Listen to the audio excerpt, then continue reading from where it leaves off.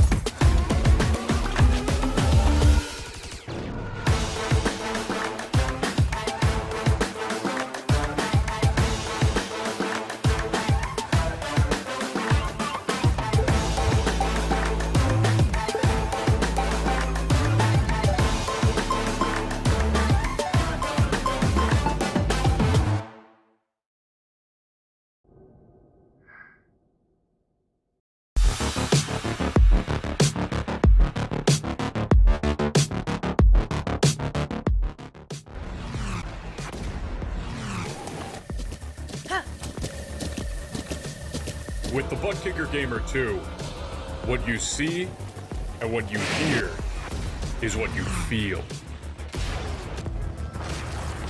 Butt Kicker, the future is feeling.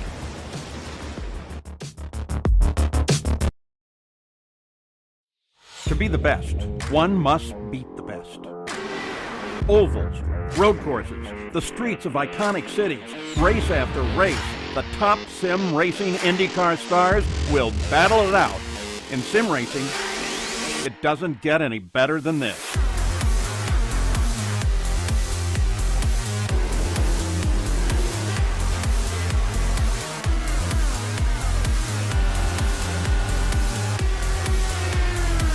This is their battleground, for the checkered flag, for the glory, for the right to say they are the best.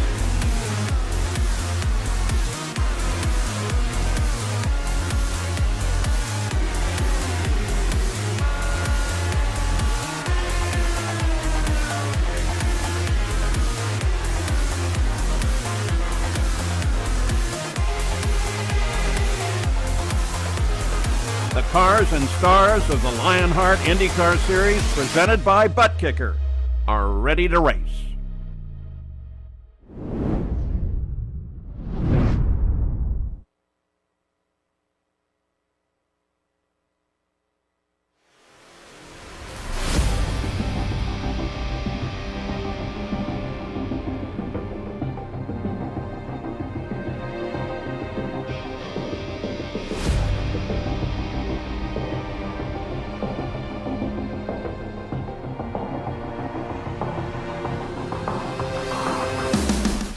The Lionheart Racing Series, powered by HyperX, stays in the desert for a second week of action as the drivers in the Lionheart IndyCar Series swing into the championship rhythm. Adam Blocker took victory in our season opener, but it was Sage Karam domination last time out on the streets of Long Beach. Today we go short track racing for the first time this season, with qualifying expected to be just as crucial as it was last time out on the confines of a street circuit, as we get underway with a thumbs up cancer down Phoenix 200. Hello and welcome back to RaceSpotTV and coverage of the Lionheart Racing Series powered by HyperX. makers of premier gaming gear like the legendary ultra-comfortable Cloud line of gaming headsets. Whatever you play, however you play, HyperX knows we're all gamers.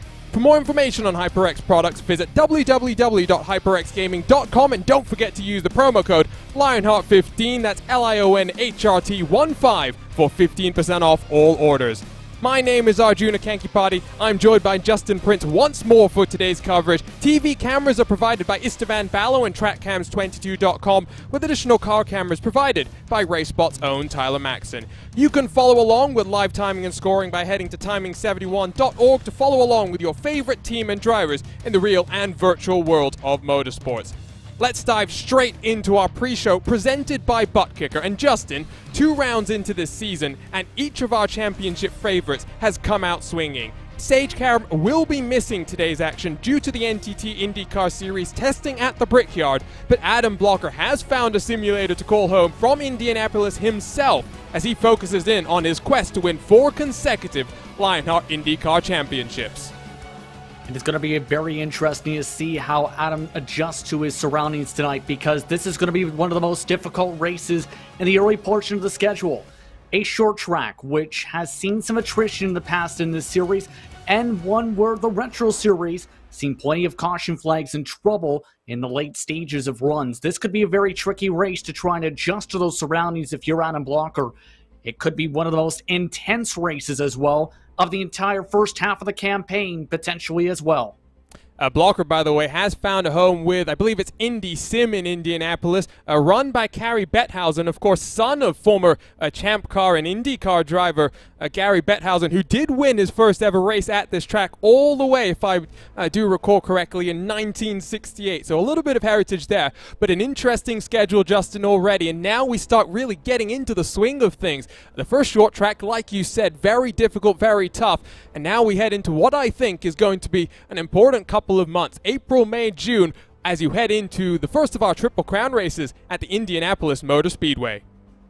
And this is where many drivers can, as you said, get into that rhythm, especially with tracks like Mid-Ohio and Watkins going for the road course side, as well as tracks like Gateway and Kentucky on the oval side.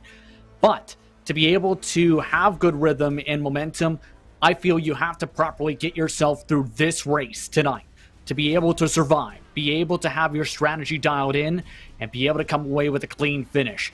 Tonight's going to be very tricky to be able to do that, to say the very least. But if you get all of those mixture of things right tonight, you put yourself in a great spot for the next couple of weeks, to say the very least. Great aerial shots brought to you by Istvan Ballo and TrackCams22.com of the cars, getting underway for practice. We've still got 5 minutes before we work our way into solo car qualifying. Now let's take a look at our championship standings presented by ButtKicker, and you will see it is Adam Blocker still at the top. Sage Karam is in 8th after victory on the streets of Long Beach, Justin. And how many rookies in the top 10? We've got 5 of them. And of course, Henry Bennett, Jason Brophy, they're now joined by the likes of Lionel Callisto, Luis Gonzalez Nunez, and Matt Houston. And all of them have been very quick in the early stage of the season. But it's going to be very difficult to try and stop Blocker with some of the momentum he's carried the first couple races. Focused along the points, if you remember him talking about that for Long Beach, and came away with solid points. Connor Harrington, you can put in that same grasp. The thing is, when it comes to Harrington, he's been quick in final practice throughout the night. So was Blocker in the closing stages for tonight. So both of those drivers at the top standings expected to be contenders to try and add on to their points totals to try and build a bit of a buffer to the rest of the top 10. Especially to Sage Karam, of course, will miss out on some valuable championship points. It's been a good start to the season for the IndyCar driver. Someone else that you should keep your eye on includes the defending Lionheart Retro Series champion, Ryan Otis. He's in a tie for 6th position. Here are the team standings presented by HyperX. It is the private label Team Hype that still leads by just over 50 points, Justin, but we really do have to now wait and see what Adrenaline Motorsports can do. You'll only see 2 of their outfits in the top 10. Of course, Adrenaline Motorsports Black, a number of their drivers missed out on the race last time out. Those guys really need a solid points haul today to get themselves back in to those top 5 in these championships. And I think some of the drivers are going to be up towards the front today, but Look at who's in third position. Sim Racing Merch Esports with a quiet, strong start to the season, in fact, in the first couple rounds in the point standings. Their drivers going to be looking to try and have some good speed tonight. They've been also consistent in final practice and preparation for tonight. And for some of those other organizations, it's going to be critical to try and turn things around starting now if you want to win a team championship. One more championship to take a look at. It is the rookie standings presented by Butt Kicker. It is Bennett, Brophy, Callisto 1, 2, and 3, but you will see all the way down to Mike Razmas. Some interesting names to keep an eye on, including former IndyCar driver Richie Hearn. Always weird calling him a rookie. Here are the series details presented by Minus 273, the premier name in karting gloves. Their industry-leading gloves are super lightweight and durable, made of breathable poly spandex. Whether you're a kart or a sim racer, Minus 273 gives you the control to reach victory lane. For more information on Minus 273's full line of gloves and apparel, visit minus273.biz, and don't forget to use the promo code Minus273LHRS15 for 15% off all orders. Justin, like I said, we are approaching the first of our Triple Crown races at the Indianapolis Motor Speedway, but at a track like this, that fixed setup is also vital to try and manage car balance over the course of a very long run, in-car tools, and the drivers being able to adjust on those in-car tools, that's going to be crucial to coming out on top. Especially in the early portions of the run. We were talking about this prior to tonight's action, where drivers are expected to have a bit of twitchiness in the first 5 laps or so of the run on the colder tires. So expect a lot of adjustments for some of the drivers, especially with the aero wash in traffic as the night goes on. That's going to be very critical if you want to try and get proper speed. But at the same time, you also have to be able to keep in mind, you have to be able to try and get yourself those pockets of air. That's going to be very critical to, in turn, use those tools to try and break away from the rest of the pack. Very much so, and it's a very tricky race to actually control. Take a look at the event details. The only season we didn't come to the desert was actually back in Season 1. Since Season 2, we've come here for every single race. The race has increased in distance. In Season 2, it was just 125 laps. We had a couple of races at 150 miles in length. Now, though, 200 laps, 200 miles, and that's the way it's been for the last 3 years as well. Pole position has only taken victory twice in 7 years, and Dan Gearan, the uncrowned king of Phoenix, 3 pole positions, second most laps led, no victories to speak of. And I think the crucial thing here, Justin, is not just to survive the race and get through all of the attrition. It's trust in, I'm going to steal a Metallica lines here, the Lords of Downforce. An interesting line to say the very least, but I think it's interesting how drivers who start the pole struggle, but that's the reason why it's not so much the laps led. It's more so the strategy and the difficulty of keeping the lead at a short track, because that's one of the key things, is dialing in your strategy, getting on the right strategy, and remembering that qualifying speed and race speed are 2 different arts when it comes to this racetrack. Drivers have been turning 20 and 21 second lap times around here in preparation for tonight. If you can try and get yourself up in the front with valuable track position, but also be able to be good on the long run here tonight, then there's the chance that can change. If you struggle on that long run, you may drop back in the pack, especially if you even start up at the front.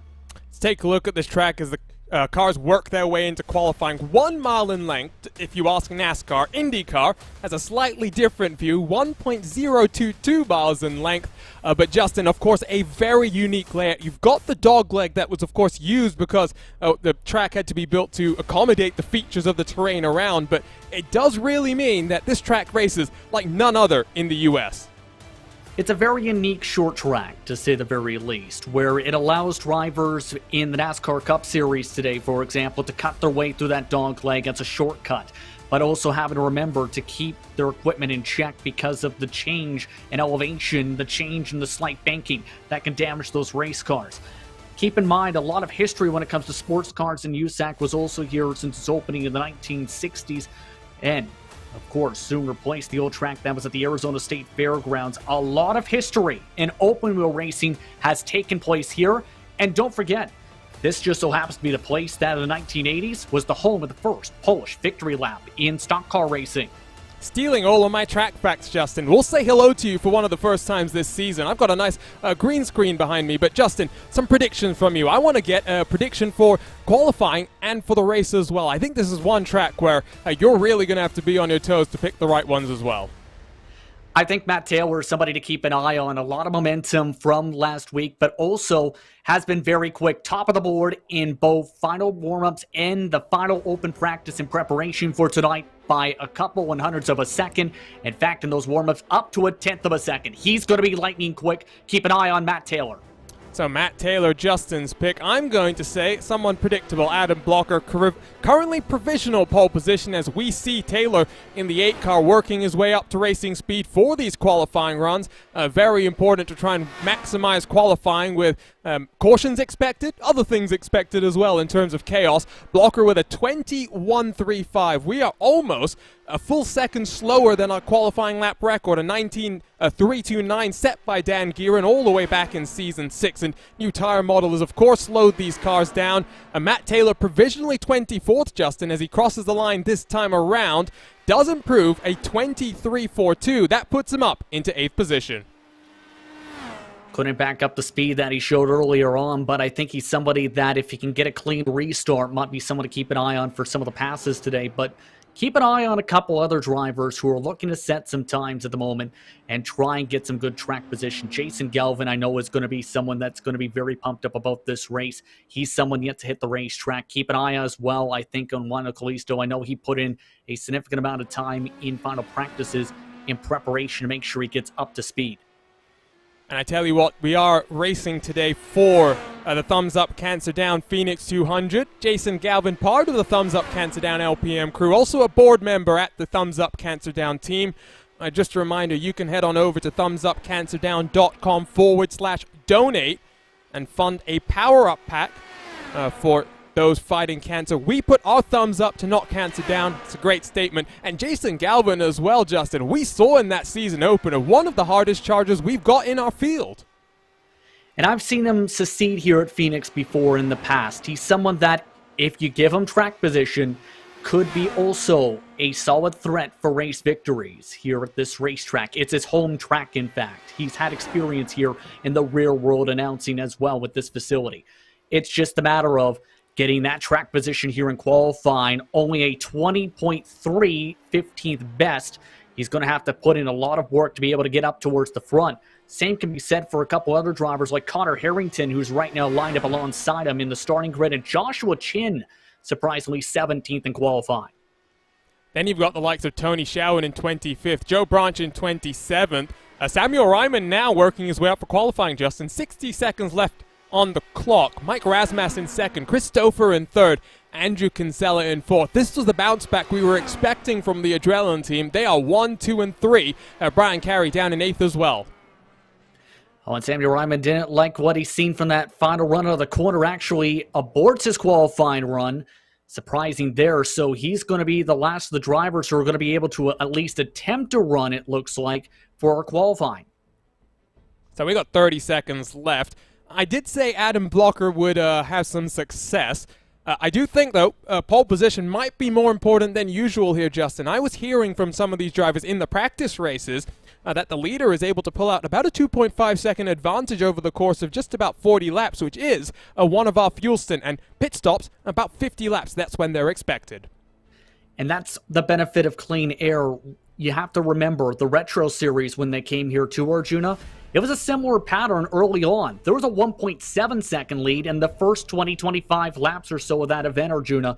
So we may see a similar trend tonight for these Star IRA teams. Let's go trackside in the desert then and take a look at our starting grid here from Phoenix.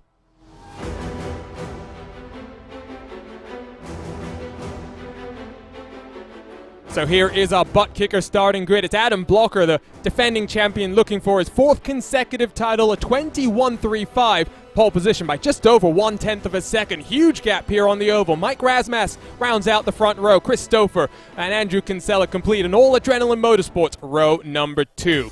Aaron Morgan in 5th. Jay Brandt on his outside to complete row number 3. We've got a nice healthy grid of cars once more. Jason Brophy in 7th alongside the Canadian Brian Carey, who had some success on Monday night the streets of Long Beach here on RaceSpotTV. Matt Taylor, Stefan Larkamp, teammates completing the edge of the top 10. Then Mike Rigney in the 00 alongside your Lionheart Retro Series champion, Ryan Otis in 12th. Chris Fowler in 13th, Henry Bennett back in 14th. Lots of work for him to do. Jason Galvin driving that thumbs-up cancer down car. He'll be back in 15th alongside Connor Harrington. 2 hard chargers to watch out for today. Joshua Chin back in 17th position. Justin Weaver completes row number 9. Edge of the top 20, it's Tyler Groff in the graphics LPM number 26 alongside a rookie Luis Gonzalez Nunez for the Neki Racing team. Just under 3/10 separates the top 21. That's where you find Big Joe Hassett in another one of the thumbs up cancer down cars. Brian Beard completes row 11. James Grahula, Christopher Reagan, they are row 12 behind them.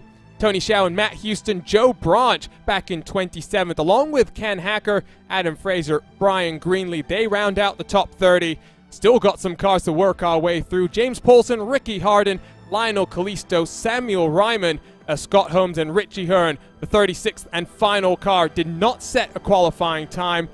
Let's get then underway. Before we get to some of our predictions, let's try and jump on board for some of the onboard cameras we'll take a look at today. It's Jason Galvin who's got the thumbs up cancer down on board. We put our thumbs up to not cancer down. Fund a power pack by visiting thumbsupcancerdown.com/donate. Henry Bennett will have the HyperX onboard camera today. Whatever you play, however you play, HyperX knows we're all gamers, and HyperX is always ready to game. Got a few more cameras to work our way through, but we'll get you to them over the course of the race. Not long before the safety car down onto the safety of pit road. 200 miles here in the desert. The thumbs up cancer down Phoenix 200 presented by Minus 273.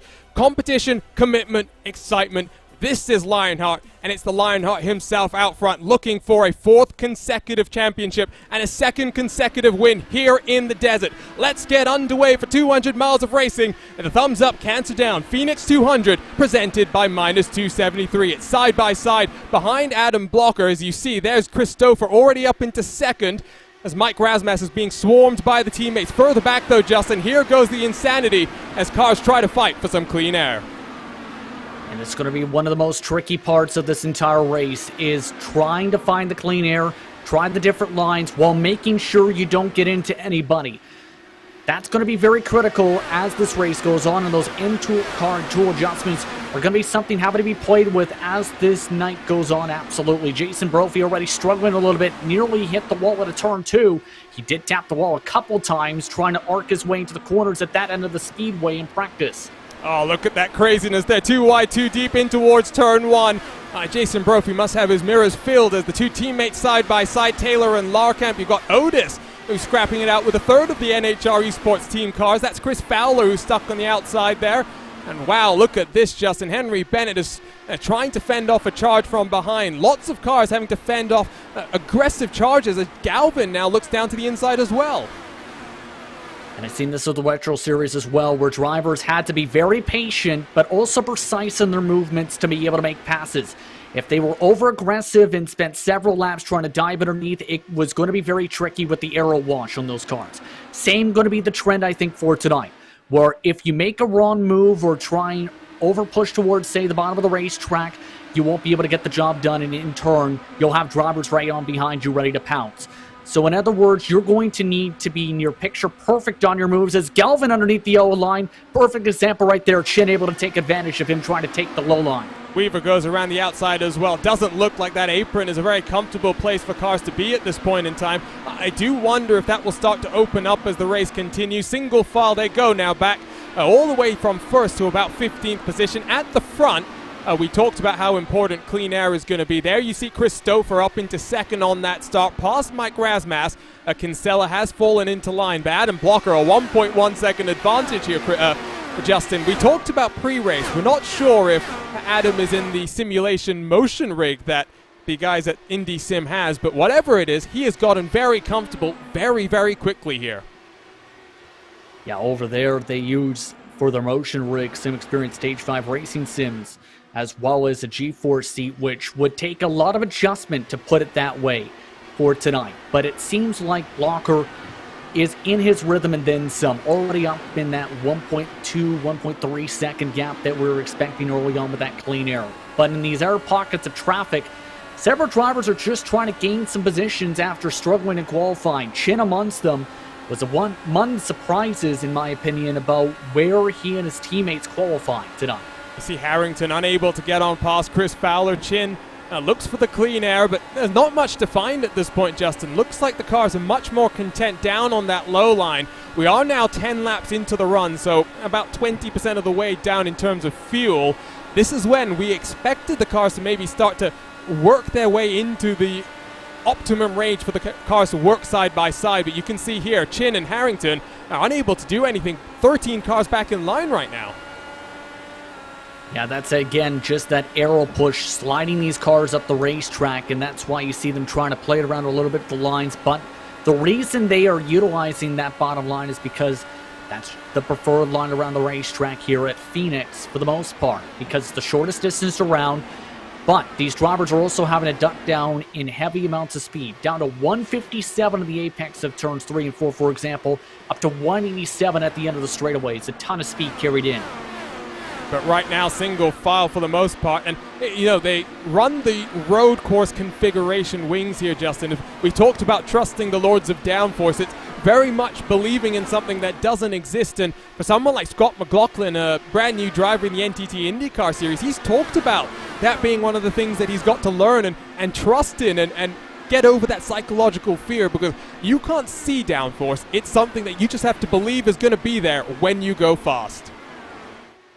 Yeah, and the downforce, for those who don't know, essentially means the more downforce you have, the more speed you can carry through the corners and stick in said corners. The less downforce you have, the more quicker you are down the straightaways, but you're slower in the corners. So that's essentially where you're trusting that you have enough downforce for your car to just stick in the middle of the corner apex and be able to properly launch its way around without snapping around or spinning out or getting too tight in the traffic. So you have to be able to trust that and have that experience and preparation to have that trust in yourself and the car, and we've seen that already with several of the cars. Some of the errors are starting to make those fights you were talking about, some of them wanting to move up some positioning.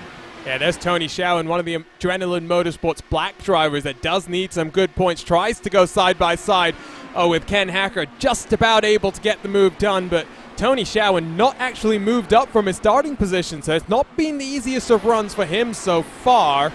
Let's go left-hand side of the screen and show you the movers and shakers. We'll cycle through them. Not so many movers in the top 10, Justin, but someone like Mike Rigney, he's down 9 positions in 20th right now. Between 10th and 20th, you do see quite a bit of shuffling right now.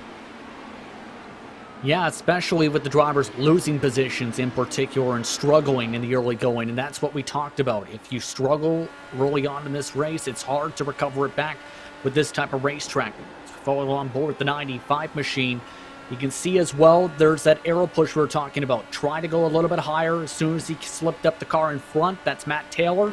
Car washed up the racetrack, having to lift off the gas a little bit more to make sure you don't slide up in that blue safer barrier. And one thing to remember, Arjuna, around lap 20, in the next couple laps or so, this was where the trend was in the Retro Series with the Lotus 79s of drivers sliding up. Don't do it, Justin. Don't put the commentator's curse. I have a rather bad track record for that kind of thing. I will say that last time that the series came here, series low caution count of just 6, and it was Adam Blocker who won, 2.7 seconds clear of his teammate Chris Stouffer right now. You can see by that animation there, it looks like Chris Fowler and Justin Weaver are having a bit of a side-by-side scrap through turn 1, or almost contact through the dogleg.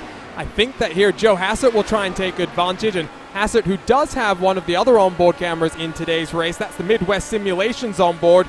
Makers of Spotlight's visual spotter system, you watch the track, we'll watch the rest, and I have a feeling at a track like this you will need that Spotlight system. Tells you when you're side by side, when you're clear as well, Justin. You can see in front of Hassert, Fowler and Weaver, they're still going side by side for about 2 laps right now. It's holding up a little bit, though. They've lost 4/10 a lap as a result of the side by side, so eventually something's got to give. There it is right there. Meanwhile, you can tell the teammates as well as fighting side by side. Jason Galvin, we talked about him potentially being someone to keep it on. Just struggled in the short run, especially to make passes Just can't get that bottom line to work. Keeps on going too low against that yellow line now. Same thing with against Big Joe Hasser. Just hit that yellow line underneath that onto the apron, and nearly around he goes, and now to back behind Hasser to win. Well, it's something where I think a lot of people who maybe have not tried racing a high-speed open-wheel car like this around the Phoenix International Raceway don't necessarily understand, Justin, is it's much easier to turn in early than it is to turn in late. Because if you turn in late, as we see contact, that's Fowler into the wall. Think that was contact with Joe Hassert. Caution should be imminent, and there it is. Finally comes out. 24 laps without any issue, and it looks like Joe Hassett and Chris Fowler get involved, Justin, for the first caution, and wow, there is subsequent contact as Adam Blocker almost got mixed up in that as well. Absolute calamity, and apologies for the commentator's curse, but that's, I think, partly what you were talking about, where it was easier to turn in than it is to be able to turn out, essentially. That time, Joe Hassard slid in and was a little bit tight, in fact. Missed a little bit of the bottom of the racetrack, right to the left rear suspension and tire of Fowler. Nothing Fowler can do as that car went straight. But the reason everyone else piled in behind is in the checkup effect, several cars ended up colliding and causing an even massiver crash after all of that. So the other cars involved, there's Scott Holmes, Richie Hearn, Ricky Harding as well. There's the contact with Fowler. Now let's keep it under the super slow-mo. There's Holmes, is barreling his way down into Turn 1. You see Hearn in front. Hearn makes contact with Harding, and oh no, they're going to hit that stricken car Fowler. Oh, Scott Holmes has nowhere to go. What does Adam Blocker see in all of this as well, Justin, excuse me? Take a look at this onboard. It's debris going everywhere, and he has to dive down to the inside to find a route through. Yeah, that's terrifying as a driver when you come through the corner, see the caution flag, but don't expect to see the track essentially near blocked. Even with the wide donk leg here at Phoenix. It's just a tough situation with the pace that Blocker had been pulling away by more than 2 seconds, but man, just nowhere to go for several of the drivers in that situation after the secondary incident there. A lot of drivers lucky to not get damaged as just about everybody in the field elected to pit. This is interesting. Matt Taylor, Jason Galvin, James Krahula, and Brian Beard are the only 4 cars that have stayed out there on the track. And as we come out of pit road, there's going to be a change for the race lead. Chris Stouffer in that net P1 battle will cycle through. Adam Blocker will be net second. Then it's Mike Razmas. I think Aaron Morgan has jumped Andrew Kinsella as well. So the race off pit road, Justin, has shaken up this field. And a 1 second quicker stop for Christopher helped him get the net race off the pit lane. But this is going to be the interesting part now with Blocker overall falling into the dirty areas. Can he overcome the dirty air? And also, can he overcome the dirty air of Matt Taylor, Jason Galvin, James Krahula, and Brian Beard, who are all gambling on being able to have a different strategy for things to work out? It was interesting how things played out for the Retro Series in that aspect. But the interesting mark is, especially with the 6 cautions in the last race for the IndyCar Series side, is will that end up being the trend of the night? Or will we see it be one where these drivers will have to gamble later on in this race or be put in a box rather with the strategy? I think my assumption here, to be honest, Justin, is that as we get later and later into this race, the moves will get more and more aggressive. And especially in those last, 20, 30 laps, that's when we'll see similar incidents to what we just saw there. And again, I'm glad I'm not in race control for some of these because there's going to be some tough decisions that have to be made, especially in some, incidents like that where it's close contact at very, very high speeds. And sometimes it comes down to a racing incident where 2 drivers, they're put in a position where they can't get out of it fast enough to avoid the contact. And that's going to be the tricky part, especially on these restarts here, too, where they practice several times and drivers struggled with checkups here as we get the one-to-go signal. It's going to be important for drivers to keep in mind what's going on in front of them and be able to react in time. It's going to be tough. That's the tough part because you only have maybe a couple seconds at the very most in most circumstances to pick a line and hope that the door stays open for you to get through cleanly. It's going to be an intriguing race now with these 4 up front. I'm curious how they hold up in terms of the tire wear as well. We're about halfway through the run, so drivers will be expected down to pit road on give or take lap 58 or so now. So it'll be Matt Taylor, Jason Galvin, James Grahula, and Brian Beard at the front of our field for the Thumbs Up Cancer Phoenix 200 as we get back underway after our first caution of the day. Safety car back down onto the safety of pit road, and a thunderous start out front as Matt Taylor tries to get the jump down into turn number 1. Single file throughout the entirety of the field, but it is Chris Stouffer, the first of the cars that came down pit road, that got the best launch out of everyone else trying to make a pass here, Justin, and we'll see how important new tires are as he goes down to the inside and he's trying to battle then for 4th position. Just couldn't get the run right underneath Brian Beard, and Beard, always known as somebody, especially in some of the retro style cars, as being a quick driver across the iRacing service in open wheel action. But the main thing's going to be getting these passes done quickly here. You can see him trying to change up the lines, try and get the top line to work to get a run off the corner. It seems like, again, that track position is very critical, at least in the first few laps as the tires heat up, as Blocker to the inside. I don't know if the teammate's going to appreciate that. Just about squeezed is Chris Stouffer, but Adam Blocker back to the net lead in terms of cars who have cycled down onto pit road. Feeds a lot of dirty air to the Indiana native. Chris Stouffer checks up the momentum of his teammate as well. No, I'm sure some words might be exchanged after the race, because Andrew Kinsella as well is getting checked up in all of this palaver. The front two have scampered away very slightly. Matt Taylor, Jason Galvin, about 1.5 tenths separates them, and then you've got James Grahula 7 tenths further back, Justin. The first time we've really seen someone able to follow the leader here. Yeah, Galvin's been doing a good job closing on in slowly but surely. Closed in about 2 tenths the last time by, but the problem has been, remember, for Galvin, actually making the pass. It's been seen with the aero wash. It can be very tricky, especially when the driver in front has the clean air. And it's been also very paramount in battles like this one, where you have Joshua Chin, Henry Bennett, Connor Harrington, all stuck in traffic. Is Chin going to try and get the over-under here? As you saw, there was a car that was rolling itself out of pit road. I believe that was Scott Holmes, so out of the cars that did take damage in the first incident, only Chris Fowler and Ricky Harding find themselves retired from the race. Richie Hearn and Scott Holmes cycle back out onto track, but 6 and 9 laps down respectively. We cross the line to complete lap 35 out of 200, 35 miles done in the desert, and once more we are single file as drivers try and fight for clean air, fight for track position, and we wait and see here, Justin, if clean tires really are going to help Adam Blocker. You saw Chin try to get all the way down to the apron. And meanwhile, out front, Adam Blocker not able to really close in on the top 4 contenders just yet.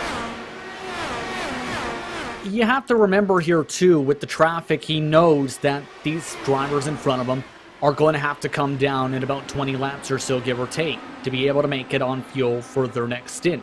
So this is an opportunity in turn to back up a little bit, save some fuel, while you have a distance from the rest of the drivers. So at this point, there's not too much need for Blocker to show too much urgency to pass by the drivers who are on the alternate strategy. As long as you keep on saving, I think he's in a decent spot. Keep looking at this battle between Chin and Bennett, two very, very strong contenders in an IndyCar over the years. Chin, of course, an iRacing Indy 500 winner back in 2018 in that broadcast race where it was a very interesting scrap with Andrew Kinsella. As you saw Chin diving to the inside, look at Blocker all over the rear end now of Brian Beard, who seems to be having his own technical issues at this point in time and is helping the likes of Grahula, Galvin, and Taylor to extend the gap. And you can see, Justin, actually if I'm those 4 cars who didn't come down onto pit road, this might actually be an interesting strategy, because if we get a late race caution and we go relatively green as Blocker around the outside up into the top 4, it might actually benefit those cars in terms of filling less fuel to get them to the end.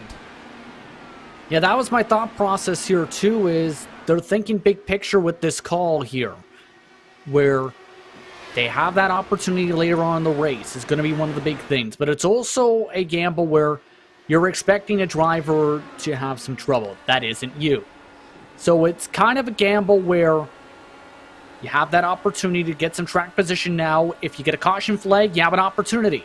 If you don't get the caution flag, then you can potentially have it work later on. Speaking of getting things to work, Galvin on the bottom finally makes it work. All the way down on the apron, got scared for a moment. Still on the outside, though. The NHR car of Matt Taylor can't roll the momentum through turn one. And the thumbs-up cancer down LPM machine rolls its way into the race lead as we approach the 25% marker in this race. And the first pit stop as well for the top four contenders. Brian Beard has still been having those minor issues in terms of his internet. Race Control does have the ability to warn drivers for some of these issues, Justin, and you can see Christopher, Mike Rasmussen, they're very close behind. Indiana's Christopher might be wondering if that message gets passed on down anytime soon. Yeah, that could be very nerve-wracking to see a driver with technical issues in front of you, especially in these types of cars, because if you end up trying to make a move and say they have a issue at any point when you're side by side, it can affect how you approach. There is a bit of a checkup effect there. No, I don't even think that was a checkup, Justin. Excuse me. I thought for a second Andrew Kinsella sent so much speed in towards turn one. He almost hit the rear end of Mike Rasmussen. He tries to do the same in towards turn three, but unable to get underneath the rear wing. He stays in line, but this, I think, gives you the indication of how hard it is to make moves. And when we see them, Justin, it will give us the proper appreciation for just how much these cars are having to set things up right now. Yeah, it takes a lot of skill, obviously, to be able to make moves with how things have been faring with the traffic and the aero wash for these cars tonight. So this is where that talent level really comes into play for these competitors, and where that qualifying may end up being one of the most important qualifying sessions we've seen so far this season as a result of how things have played out.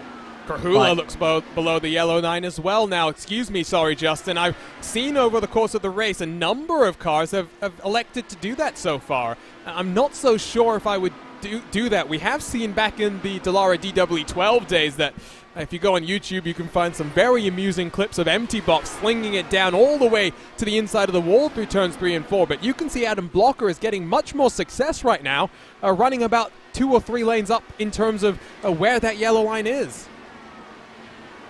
I mean, with the modern-day Phoenix on some of the restarts with stock car racing, drivers would try that all the way to the inside wall and fan out 6 wide. But here, it's always been very tricky. It's a very slippery apron here at Phoenix Raceway, here on the iRacing service. So it's one where you not necessarily want to run down on that line, but if you can make it work, it can be beneficial.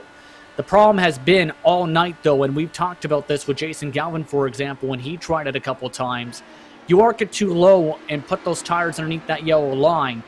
Each time, they've had to lift off aggressively, and guess what? One more driver has been able to attack on the outside line. So that's something that I think drivers have to weigh out and know based on experience here, especially knowing, for example, right here, Krahula tries the move. That opens up the door for Blocker now. Blocker unable to really get it done. More momentum into one. He takes a look. He tries to force it, but I think Krahula on the outside in the sim racing Merch esports machine is able to hold on. And now we'll see just how important tires are. By the way, Jason Galvin looks to become the 7th driver in terms of IndyCar Series wins. This would be his 8th. He's tied with Big Joe Hassert in terms of the number of wins he's got. Clear of the field now by 2.3 seconds. Matt Taylor is really checked up now, and you can see it's not just bringing in Adam Blocker into this fight, but Brian Beard, Christopher, Mike Rasmussen. They're all being brought into the mix as I think Scott Holmes back down onto pit road, so that car clearly not fully repaired. Going back to the repairs, though, just for a second before I hand it over to you, Justin, Richie Hearn, he has gotten those repairs done 6 laps down. I love seeing that kind of stuff. But at the front, let's focus up here for a second because you can see the train of cars that forms between 2nd and 10th continues to compress on down. Yeah, right now the checkup effects are about a couple tenths a lap. Galvin is running 21 ones in clean air. In the dirty air, it's 21 threes trying to find in this mix. Again, proves just that difficulty we've talked about all night long. Once you lose that lead, it can be tricky to be able to get yourself back up in position. But here's the thing. In a couple laps or so, we talked about this under the caution flag, Arjuna, around this range, Adam Blocker is going to be set free, and he's going to be in clean air with that net race lead. And that gap is going to be by about at least a second or so, and it's going to be interesting how Blocker saved his stuff here in the midst of this traffic. There you can see left-hand side when, how long the cars have been out there on the track. Ticking lap 57 for Galvin, Taylor, Krahula, and who is that? Brian Beard, in the 5 car back in 5th now, but should be a matter of laps, maybe this time around for the likes of Galvin, who's working his way out of turn 4, not down this time around. Blocker rolls the momentum. Can he get it done around the outside of James Krahula? Yes, he can, and up into the top 3. Now we start to see tires becoming more of a factor here, Justin. It's looking like, based on what I've seen so far, and I've seen this before in the past to Arjuna, especially in the stock cars of this track, as they come into pit in front of him. Adam Blocker has just watched Matt Taylor duck into the pit lane. And he's not followed down by any of the other cars, so Beard, Krahula, and Galvin stay out there for one more lap. And caution's going to fly. There's an incident coming out of turn number 4. I believe it's Big Joe Hassert, who's already reset back down onto pit road. Caution flies, Justin, for the second time today, and this time it's caught Matt Taylor out in a big way. And what a time for the caution flag for Jason Galvin, because this is now going to be intriguing how this plays out. But we'll see what happened with the reason of the caution flag. It was in 3 and 4 we've seen the trouble, just as that window started to open up for the drivers who stayed out. You can see you can see Henry Bennett in front. And it's contact between Hassert, and there's a big contact up into the wall. Need to take one more look at that, Justin, to really get an indication there. But another hard contact here at high speeds, at the Phoenix International Raceway. I think he just sent it too hard on the gas, not expecting that little checkup from Bennett right there, since he was already on the back gearbox of the car in front. And in turn, right over the right rear tire and hard with the side pod into the wall. And that is race over, it looks like, for the 11 machine as a result. A big caution. Question now becomes, how significant is the damage to Henry Bennett? By the way, almost everyone down on pit road as we take one more look at this replay. Let's jump back to the live coverage and take a look at what is a very busy pit lane, Justin. You can see Adam Blocker makes his way down into the box. Only a couple of cars have stayed out here. Ryan Otis, Matt Houston, and this is a surprising call. They are 34 laps into their stint. Wonder if they're gambling on an air caution flag potentially in a few laps or so to try and offset things on terms of strategy. It's going to be interesting, but the race off the lane, Blocker was able to get the advantage. It was close, but I think, this caution has really enabled Blocker with a slightly shorter fill time to jump Jason Galvin. And he's back into the net race lead, and this will be crucial now how this restart goes, Justin. Because if he can get on past Matt Houston and Ryan Otis, an opportunity for Blocker to maybe try and set up another race victory here in the Lionheart IndyCar Series. It's an absolutely huge opportunity, but I have to say, an absolutely gutsy call from Jason Galvin and a couple drivers that worked out just about perfectly for him. Matt Taylor as well, you could put in that grouping, but Taylor, I believe, may have had some problems in the pit lane, so I had to sacrifice all the positions, as only one driver in total is going to end up staying out here as Houston has come in. Matt, it's going to be Ryan Otis who's going to be your race leader. It will be Otis, and I believe there might even be a car trapped in between. Is that the 70 of Richie Hearn? Yes. So yes. Lionheart Retro Series champion will have some lap traffic in between him and the rest of the contenders here. That might be exactly what he's looking for. But I don't believe here, Justin, that Richie Hearn will get cycled around anywhere. He will start in that second position in train. And he'll have an angry Adam Blocker trying to get back into the race lead right behind him. And pardon me on Taylor, he's the car in front taking the wave as there goes Richie Hearn to go down the pit lane and stay out of the way of the battle for the race lead here. But I think this is going to be interesting how it plays out in particular for Galvin. Because remember, he was as deep as 17th during the first green flag run of the race. That clean air, he was running away by up to 0.3 a lap. That's how big the clean air is compared to being stuck in the traffic. So this is going to be intriguing how it plays out for him, how it plays out for the Retro Series driver who talked about learning these cars and getting experience entering this season. How about trying to gain experience by being your race leader? And he's got Adam Blocker, Jason Galvin behind him. Two cars looking to duel it out for the lead of this race. And Galvin has rocketed his way up from the front. Grahula as well, up an incredible 19 positions. So strategy has worked in his favor. Will it do the same for the Lionheart Retro Series champion Ryan Otis, who will bring us back to the green flag as a safety car back down onto the safety of pit road one more time this race. Green flag flies for the third time today as we get back underway, and the thumbs up cancer down Phoenix 200. And not really anyone getting a noticeably impressive start as we thunder through turns 1 and 2. You can see, though, it looks like Christopher, a bit of a better jump as compared to Brian Beard behind, has opened the door for Andrew Kinsella to try and pounce on Mike Rasmussen as they come through turn 3. Up front, Jason Galvin side by side with Adam Blocker. Oh, Blocker just about holds on there, but already Jason Galvin, Justin, looking very, very feisty. Yeah, he's seen an opportunity on the inside, but got a bit tight, it looked like, coming off the corner there. It almost seems like, again, you want to be on that top line. We've seen Blocker try and use it for both passes and defensive moves right now. So at that moment, Galvin has to, I think, try and switch that up, try and build up enough of a run to get to the outside, to the right side of Blocker if he really wants to complete this move. Seen the same thing from behind, for example, for Christopher trying to get to the outside of Grahula. Can see as well, Kinsella now looks to the inside of Rasmus once more, sends it in through turn 3, upwards of 270 kilometers entering the corner, scrubs down to almost 220 through the apex of turn 3, opens the door for Aaron Morgan behind. Morgan checks up momentum, forces Jay Brandt to check up momentum as well. Brian Carey and Jason Brophy, they're squabbling it out over 11th position. Incredible stuff once more on these restarts. You can see Tyler Groff and Stefan Larkamp squabbling over 16th and 17th respectively. Interestingly though, dirty air seems to be a bit more of a problem for Adam Blocker than worn tires are for Ryan Otis right now, Justin. It's nearly identical to what we've seen with the last cycle of strategy, where that clean air just allows drivers to be able to carry more speed, plant the throttle down a bit better. Overall, feels more comfortable when you're in clean air compared to the aero wash, which can push you tight. And we're seeing exactly that. Right now, Galvin, for example, essentially has the double toe off Otis and Blocker.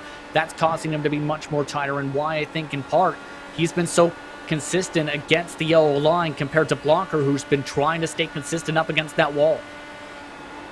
Well, it's all about, I think, tire conservation at this point, because a double toe, it does also mean that you work twice as hard to really get the car turned in. So tires do start to wear, and this is where I think Galvin as well uses the inside line to just try and minimize the amount of dirty air that he has to contend with. Of course, the effect of the air from Ryan Otis will be significantly less just due to the distance between the cars. Ooh, teammates side by side. Always love to see this. It's Joshua Chin around the outside. Connor Harrington, second place in the championship, Justin, but back in 14th position right now. He needs to find his way up through the field, and fast, because we are approaching the halfway point very, very quickly. You have to wonder at this point if the private label team Hype Machines may have to roll the strategy dice later on, coordinate things, because it's been pretty clear. They're all lined up 12th, 13th, 14th, that if you don't try and gamble on the strategy, it's very difficult to try and get yourself through this field. So at this point, I wouldn't be surprised if they're discussing things later on and saying, okay, what if this happens? Can we make this work to be able to get some track position? Because that's all going to be so vital if you want to gain those points. At this point, I think, though, Chin has been a little bit quicker than Harrington, in part with the move up towards the front, though. Things are getting dicey for the lead. It's side by side, Blocker down to the inside. He makes it work on the fresh tires. Galvin follows him through as well. Ryan Otis will try and fight this one back through the dogleg, but too little, too late, you would have to assume. Blocker feeds dirty air to both of his rivals. Galvin down to the apron once more. He's up into second position, Justin, as we cross the start-finish line. Otis will try and fight this one back, but it is Galvin in the 42 that will get up into second position. And I almost wonder if Ryan Otis got a little bit too loose on the older tires there on that high line, trying to make that work, because that car's been drifting with the back end for the past couple laps or so. And that's where that experience, I think, may start to settle in a little bit.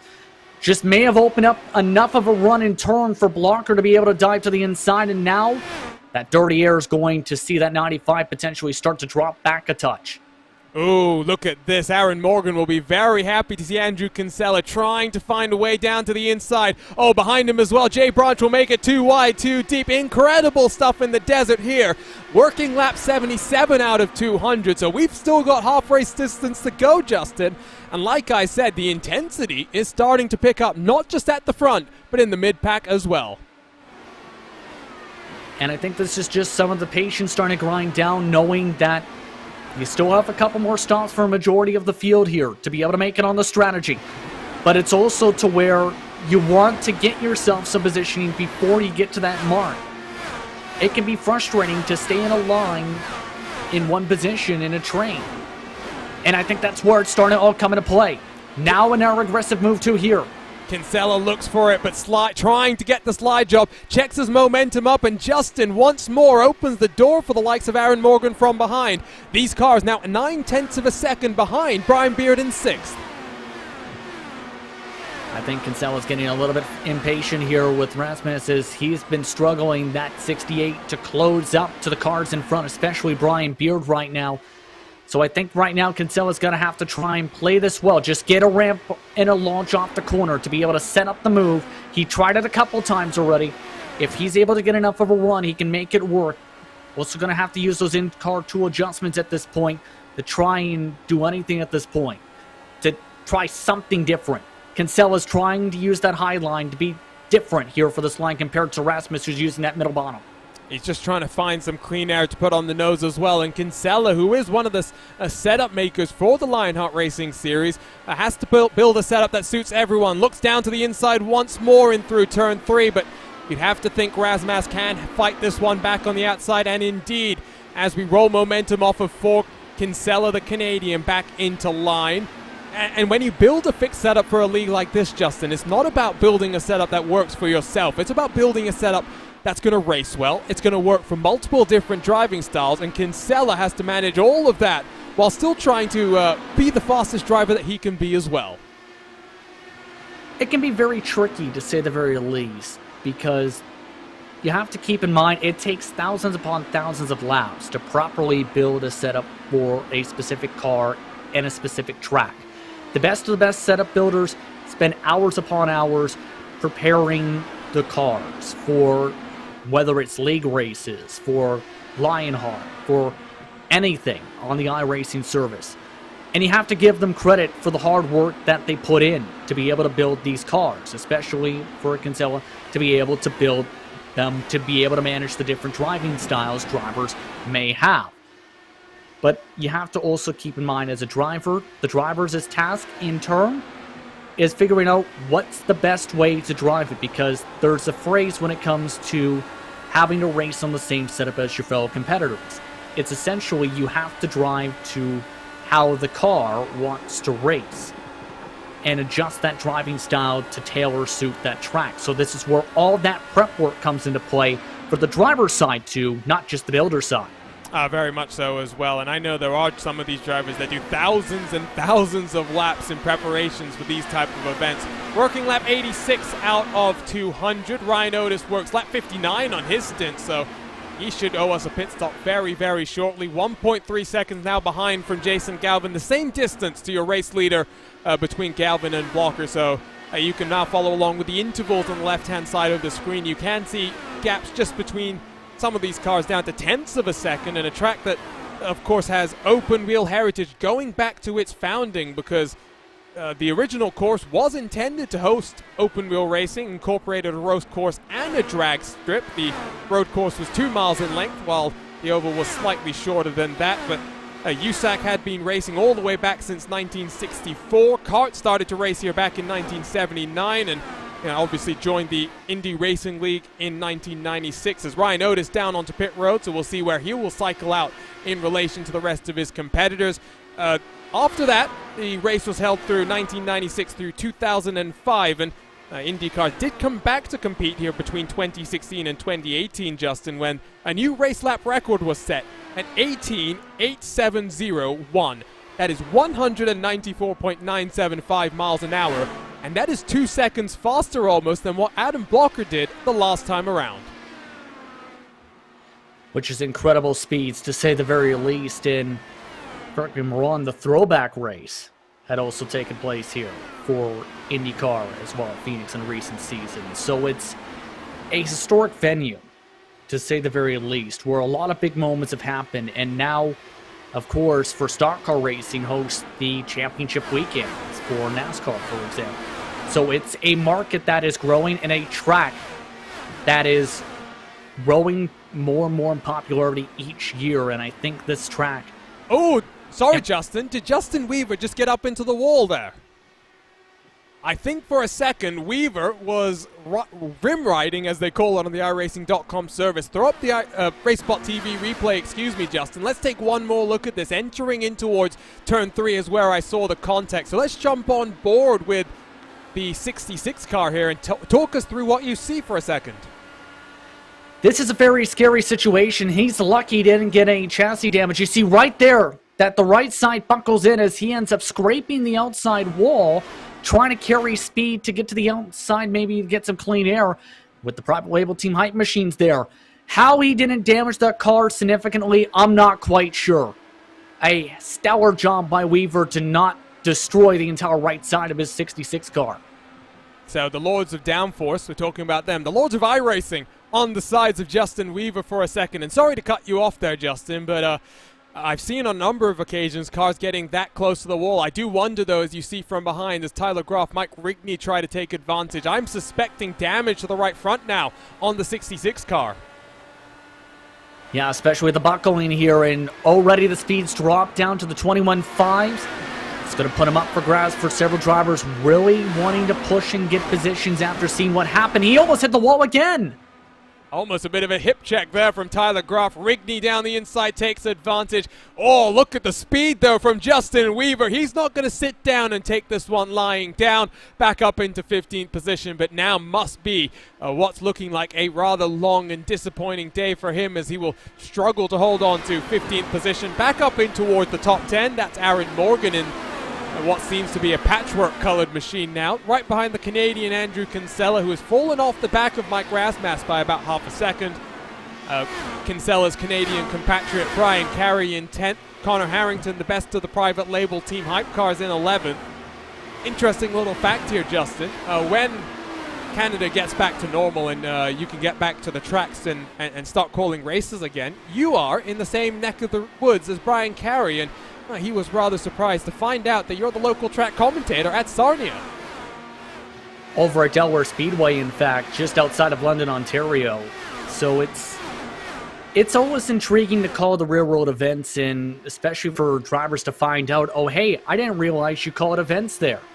Once they get to discussing things, it's an interesting atmosphere and a unique atmosphere to be able to call races in the short track level, and many drivers across Ontario course compete in the same rings of tracks like like Flamborough, or you also have Jacasa Speedway in the grouping. Many different circuits across the short track level that the best of the best drivers race at. And some of the drivers, co-drivers like DJ Kennington, like many of the short track legends across the entire railroad community, and many of them actually race on iRacing, Arjuna, as well, to be able to gain experience in their short track machines, and in some cases try and venture out. I was reading today a great quote from Parker Kligerman, who of course increases his iRacing involvement, it seems, by the day, and he was saying the first time that he sat behind the wheel of an Xfinity car, and I think it was even on pole position, if I remember reading the quote correctly, he was thinking, I've only been in about 60 races in the real world, but I've done thousands in the virtual world. So that gave him the confidence and the correct mindset that I can challenge this and I can beat someone like Kyle Busch. So the racing that you can do on the iRacing.com service is fantastic. And for someone like Sage Karam, he is taking part in the NTT IndyCar Open test that is taking place at the Indianapolis Motor Speedway today. But he has been an iRacing member since the very early days. You want to know how early? His iRacing ID, if I'm remembering correctly, is in and around the 15,000s. I was doing some, let's call it experimenting with some of my RaceSpotTV colleagues a couple of days ago, and we found out that some of the first IDs that were issued to actual paying customers, as they were, was in the 15,000 range. So Sage Karam, one of, I think, the first 400 iRacing users illustrates just how long drivers have been using this service to try and improve in the real world. Justin, we are halfway through this race now, working lap 105 out of 200. Gap for the race lead down to 0.3 of a second through traffic, and I tell you what, Jason Galvin is a man on a mission today. And I don't blame him, especially with the logos on his car. He talked about with drivers on the series' Discord earlier on today that the charity means a ton to him and his family. And this racetrack, as talked about, is big to him and his family. So this would be a huge race for Galvin. Remember, a one-time runner-up here at this racetrack. That was back in Season 6 in the race where Brian Yazek came away with the victory by just 0.4 of a second. So if he can try and take this lead and try and run away with the help of this traffic here, it'd be huge for the later stages of this race, especially with Galvin having one of his best races so far this season. But yeah, you can see the struggle that Blocker currently has to try and get past this lap traffic. I believe that's Matt Houston in the number 99 car that is in 27th position, fighting to stay on the lead lap. Just doing enough in terms of feeding dirty air, Justin. And as we work lap 47 of the stint for the race leaders, there is almost nothing that your defending series champion can do at this point.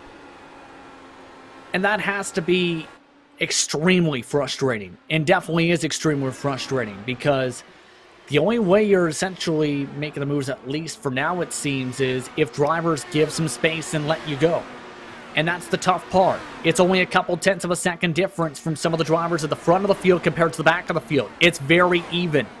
So in other words, you're going to have to hope for some trust, like right there from James Paulson, for example, that these drivers will give you the space if you catch up to them. So Blocker on through, Galvin slides on through turn 2. Sage Karen, by the way, in our YouTube chat, Justin, saying, "Come on, Galvin." And I'm sure there's no thinking about that championship. We had Sage Karam on the RaceSpotTV podcast a couple of weeks ago. As a caution out, James Grahula gets mixed up with who was that second car, Justin? Paulson, who had just let by the top 2, keep in mind. He ended up going way too low on the apron. So we'll spool up the RaceSpotTV replay machine once more, and you can see Paulson coming through turn 3 here. Is going to let on through your race leaders, tries to work through that dirty air, just a bit too aggressive on the turn and down onto the apron, and watch the slide up the track as James Grahula has nowhere to go, and from a podium position up almost 20 spots in today's race. It's an unfortunate end for the Sim Racing Merch Esports driver then, Justin.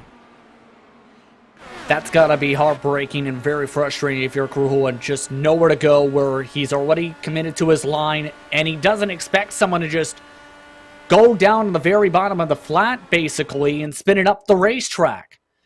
There's no time for him to try and react to this. Like, take a look. Even with the lockdown, that car is just sliding hard up the racetrack right to Grahula's path. It's one of those things where you make a decision inside or outside, and before you know if it was the right decision, the outcome has already happened. We'll take one more look at it, at the aerial look brought to us by ATVO, the graphical partners at RaceSpotTV, as pit road once more is a very busy place, Justin.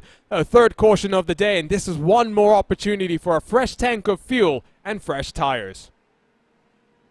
And a chance for things to potentially settle down for some of the leaders and get some clean air back for Blocker, just as he was again in the midst of that traffic. And they were right at the range to have to come down and pit at that mark either way. So they had to all come down at this point. The only driver who hasn't ducked down is Samuel Ryman, who, well, has to come down, to say the very least. He's just trying to get the point for leading a lap. That's what he's doing, and that's what will happen as we cross the start-finish line. Ryman scored in the race lead. And you know who is the biggest loser in this situation, Justin? It is Ryan Otis, who is currently waiting to get cycled through from the pace car. Came down onto pit road, of course, about 23 laps ago, and if we go green to the end, finds himself in a very uncomfortable position. It puts him in a very awkward situation and then some, because if my math is right, he can still make it on one stop. But the problem is, he's going to be 23 laps off cycle. He had already been struggling with the back-end grip as the run went on compared to his fellow competitors. That's in part where he lost that lead. Had to really back it on down in the corners compared to Blocker and Galvin. And now, he essentially has to hope things work out strategy-wise. It's a tough box to put himself in, but it's one where if things play out right, he can still recover from this. The thing is, he needs it to play out near perfectly right. Because if there's a caution after he pits again, then the box ends up becoming that much more difficult to break out of. I get what you mean, and he cycles back through. Lights are off on the pace car then. Adam Blocker leads from Jason Galvin, Christopher, Brian Beard, and Andrew Kinsella. Adrenaline Motorsports, they have 3 of their cars in the top 5, and they're all going to score points as well for different teams in that team's championship. Very, very good day for them. The private label Team Hype boys, they're 9th, 11th, and 12th respectively, so they have benefited from some of this strategy. Harrington is up 7 positions.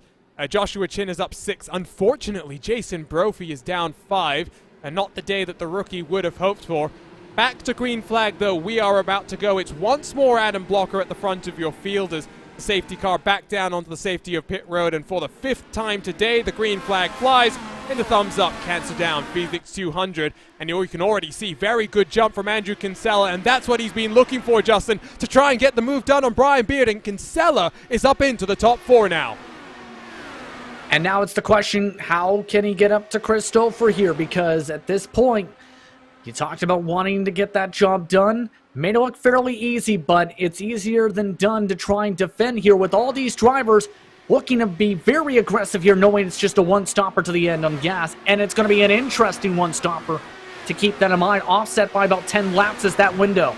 Beard is going up and down the track, trying to block the run from Morgan, then from Razmas, feeds dirty air to both of them. That enables Razmas to try and get the move done around the outside on Aaron Morgan. 2 wide, 2 deep across the start-finish line as Connor Harrington tries to make it 3 wide for a moment. Oh, this is a crazy restart, Justin. And look at those private label Team Hype machines trying to take advantage. Harrington's seen the perfect window to get to that outside. I believe he may have scraped a little bit of that side pond against the safer barrier, though. Just cost him the momentum he needed to get by Jay Brandt. And now they're stuck behind Mike Rasmus, as well as that Jeff Gordon Rainbow Warriors paint scheme Aaron Morgan's with. I like that. That's much better than the patchwork description I put it. Back at the front, though, it's 2/10 of a second, separating your race leaders. Christopher 6/10 back in 3rd, and then the 3rd Adrenaline Motorsports car in the top 4. Andrew Kinsella in 4th, trying to hunt down the podium positions. Don't go anywhere. We're going to be right back here on RaceSpotTV after these messages from our partners.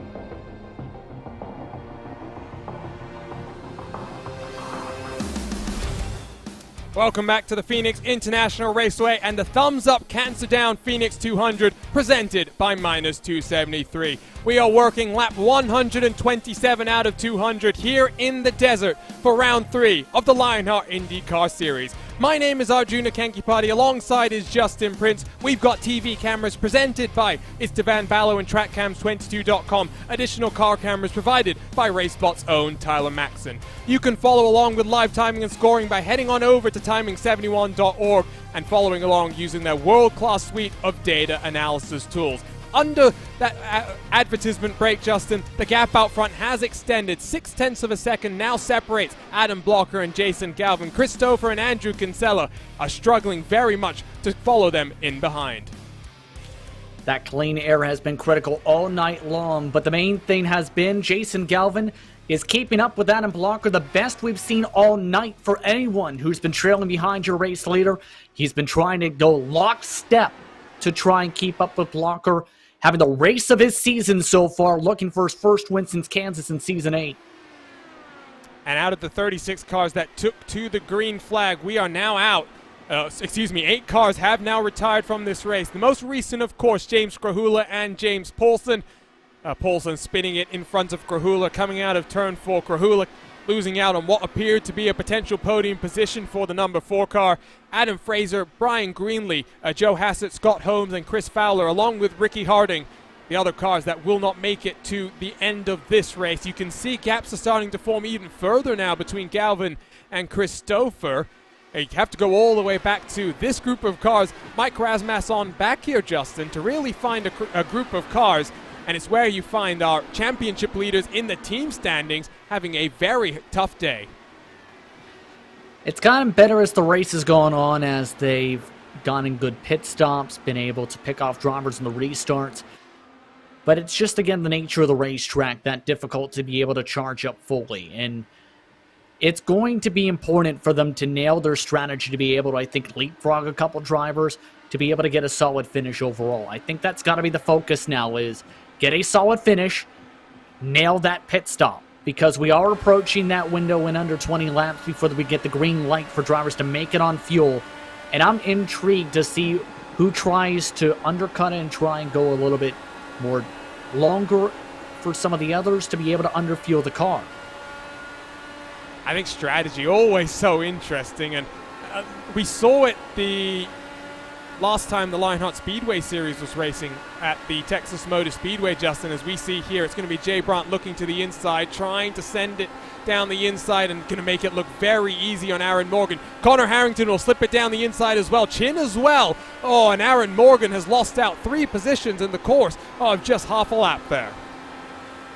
Well, they've seen the opportunity to lick the stamp. Well, they sent it, and it was received in the mail properly. Brian Carey also taking advantage as a result there. Aaron Morgan struggling here all of a sudden. So this has worked out perfectly for those drivers, but that's just how you have to play this out, is wait for your opportunities to capitalize on other people's mistakes or over-aggressiveness, and we're seeing that now from a couple of these drivers in this line. And this is the strongest we've seen Harrington so far today. Looks to the inside on Jay Brandt, trying to get up into the top 7. Already up 8 positions on the day so far, but Jay Brandt holds firm. And as they cross the start-finish line to complete lap 136 in their race, it's still Brandt in 7th, Harrington in 8th. Fascinating race. Strategy not the only thing as well here, Justin. It's been some very impressive just passes in terms of confidence from drivers to really send it either down to the inside or the outside. And, you know, as we approach those last 50 laps and those last opportunities for passes to happen, it's not going to be the half-hearted passes that really make you any friends here, because as we've seen on a couple of occasions today, those are the type of passes that really cause contacts,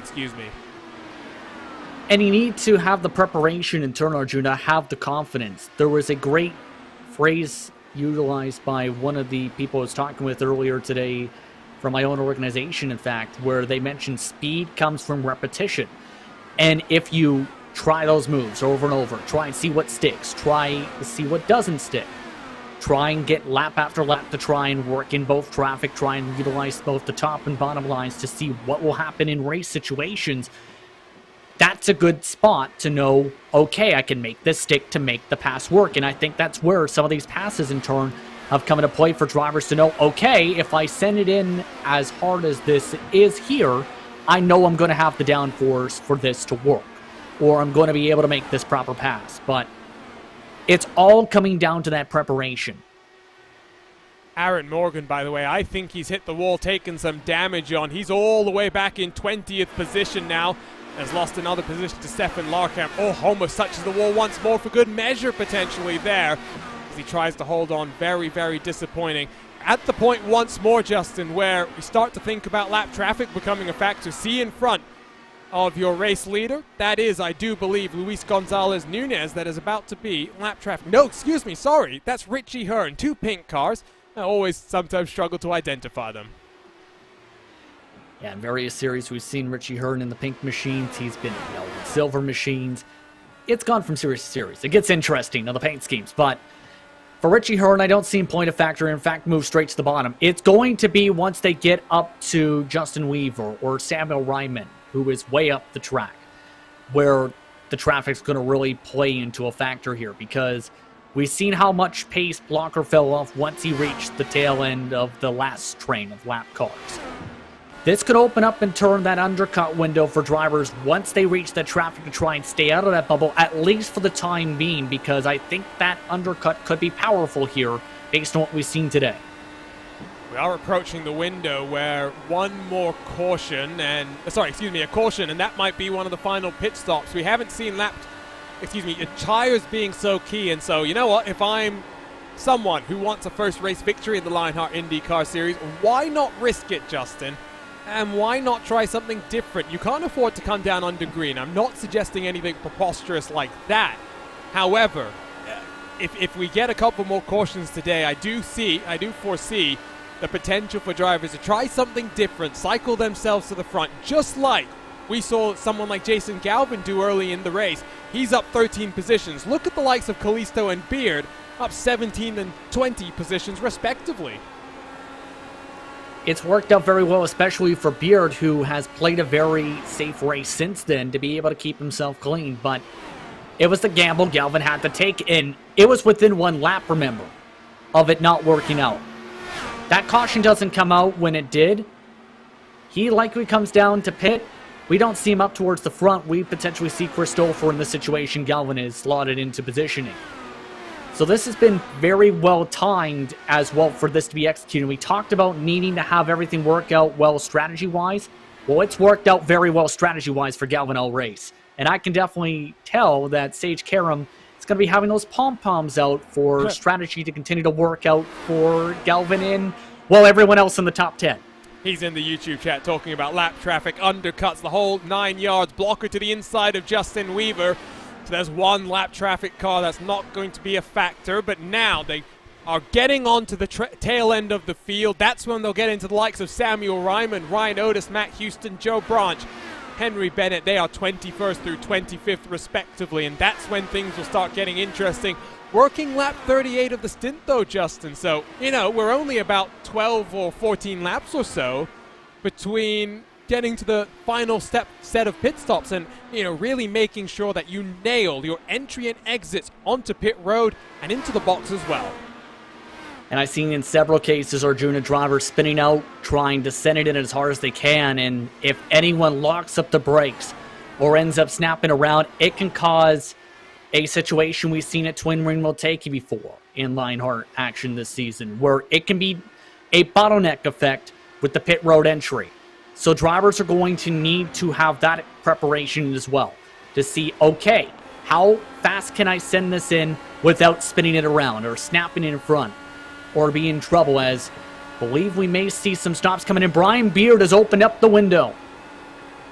So very interesting. That is an early stop, and he's going to go down a lap here under green flag cautions, pit stops, excuse me. So it's not really what I thought would happen. I thought it would be the other way, where drivers would maybe take a couple more pit stops over the course of the next 50 laps rather than diving down so early, Justin. You have to wonder again if that's just trying to get himself at least something different to try and get this victory, or at least try and gain some positions. But here's the gamble again. is if you have the caution flag, he's going to be forced to take the wave. He's already lost about a lap already in this sequence. As there's the caution! Oh my word, once more it's drama during the pit stop window. Samuel Ryman, Matt Houston. Oh no, Team Race versus Own. Down onto pit road, and I think for the 5th time today, we return to caution flag conditions. RaceSpotTV replay is up on the screen, and it's coming out of turn 4. Houston, just up into the wall all by himself, and Samuel Ryman nowhere to go, Justin, as Houston came on down. Just struggled off that corner exit and up in the marbles, I believe, as well, as he just slid right to the edge of that safer barrier.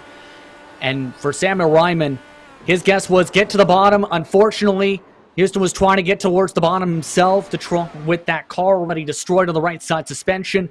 A huge caution flag. That's going to make things very interesting in how the rest of this race plays out as a result, as everybody can make it on fuel from here. And everyone is down on pit road as well. There is not one car that is staying out there. Look at the pink machine that scampers through. Back to live pictures and take a look at the cars coming down onto pit road for what might be their most important stop. Jason Galvin up on the jacks for what might be the final time as well. Off the tracks he rolls. Who's going to win this race off of pit lane? Adam Blocker is in that prime position to jump off the jacks. He will be first. Galvin in second. Stouffer in third. Kinsella in fourth, and I think Connor Harrington has worked his way up into 6th, along with Joshua Chin in 8th, and their teammate Jason Brophy in 10th. So the private label team hype machine now, guys, well, they're all in the top 10, Justin.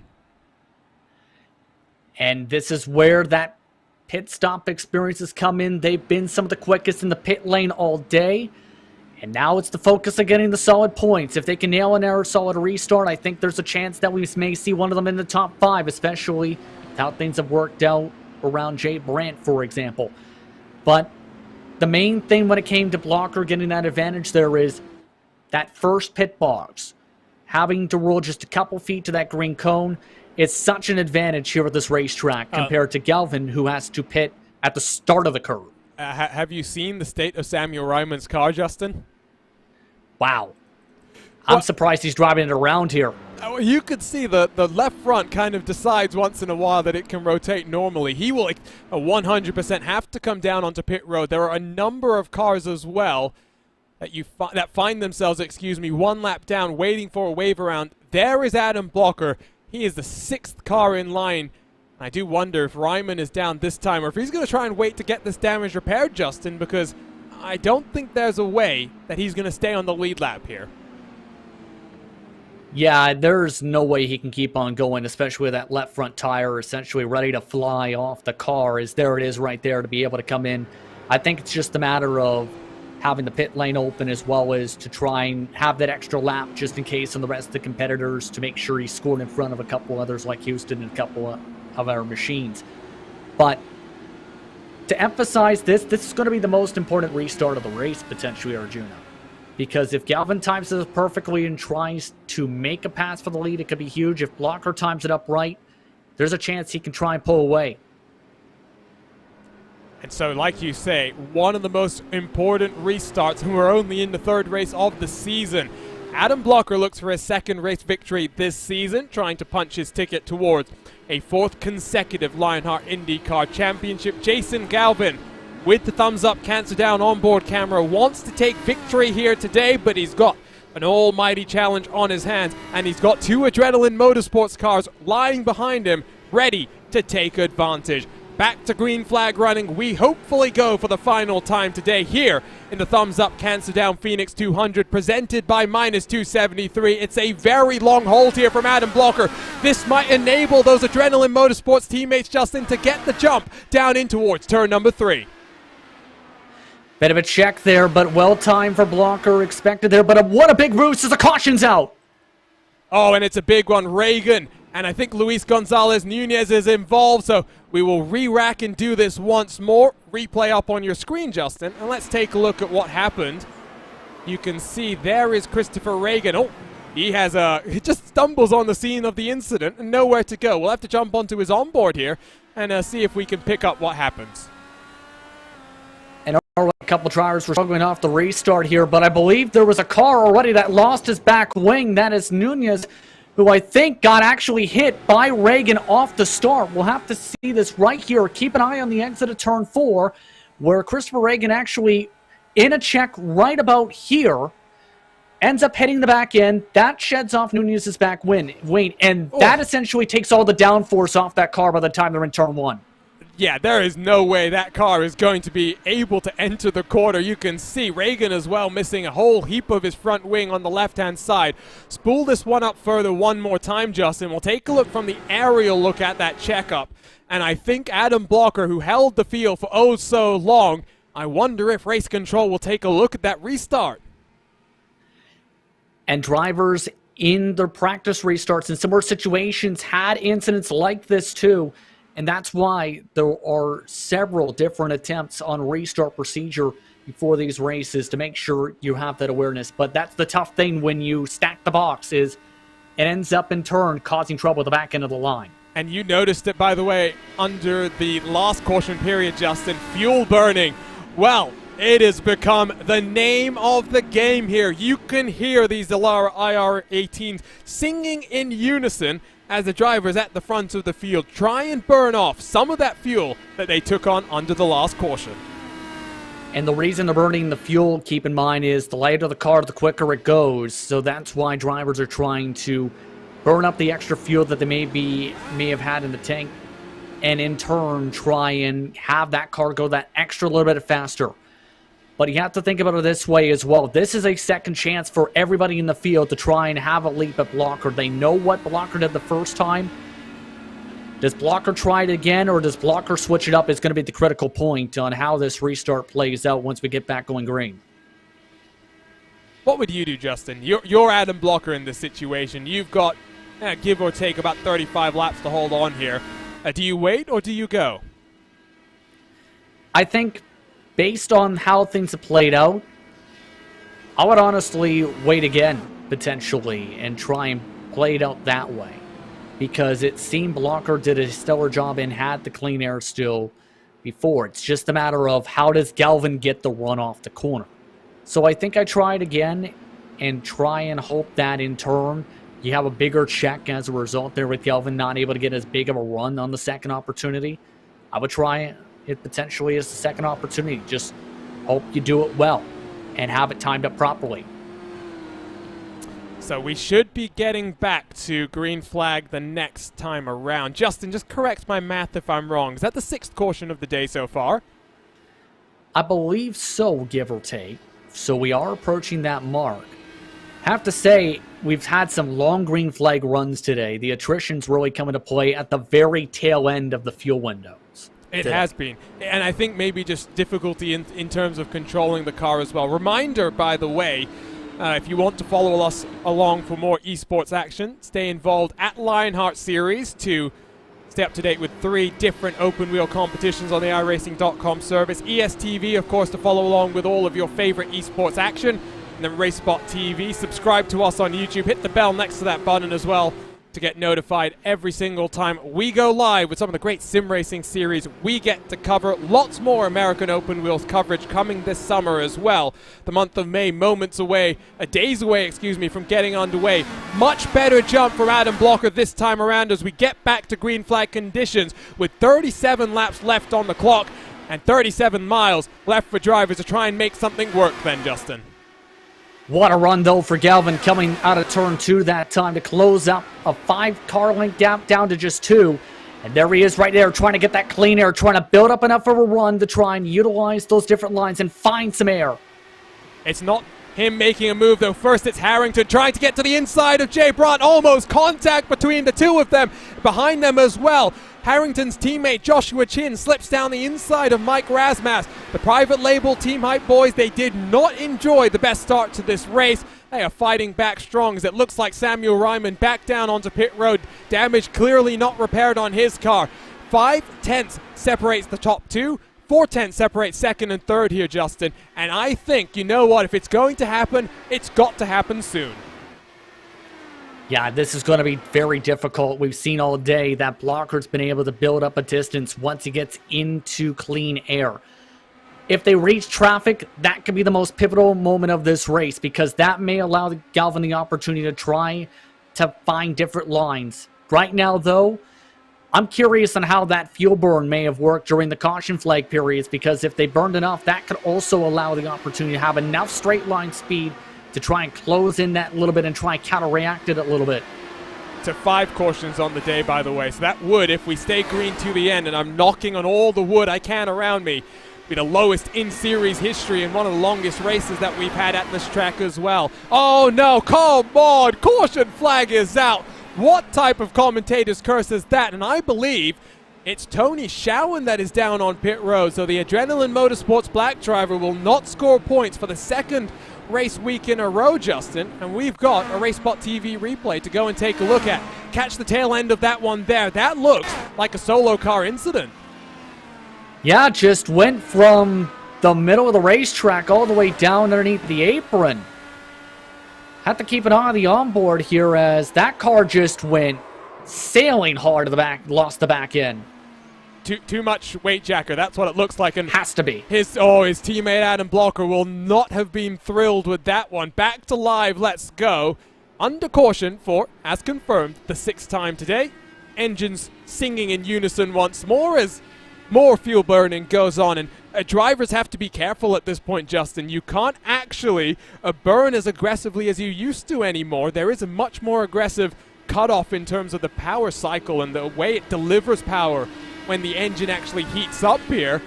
And I do wonder, if we keep getting these cautions at this point, how much can drivers actually push their engines? And if you're Jason Galvin, at what point are you risking blowing up your motor?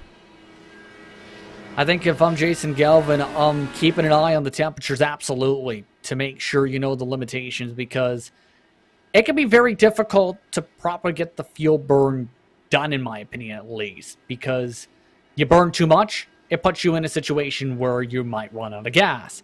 You also want to keep your engines fairly cool here, so I think he's going to have to be careful, to say the very least. And this is where, again, experience comes into play, to know where those limits are.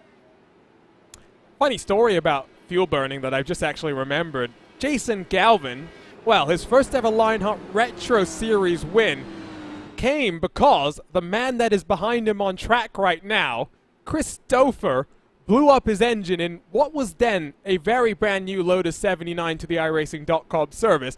Stouffer, unaware of what the engine temps for that car were meant to be.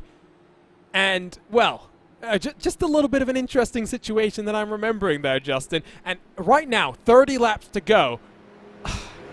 We're in that point now where there's not going to be lap traffic that's going to be a factor. So if Galvin's going to get it done, he's going to have to get it done by himself.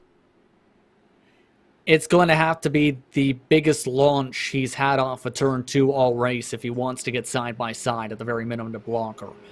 And that's been the very difficult part, because we've seen several times today, if Galvin gets the inside, he struggled to make the pass. You need to almost necessarily get to the top line, because that's allowed drivers to pinch down on the corner exits, the drivers underneath them, and force the drivers below to check up.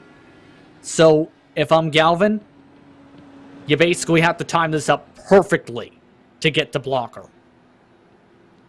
I wonder if Blocker will hold them once more. Lights are off on the pace car, so for the 7th time today, green flag is about to fly. And I'm not saying, Justin, that I feel pretty good in my prediction here for Blocker, but in an unfamiliar environment, he's now got an opportunity to take a second victory on the season. With Sage Karam watching on from the sidelines, this is Blocker in his element, and a race victory, that he very much needs to secure.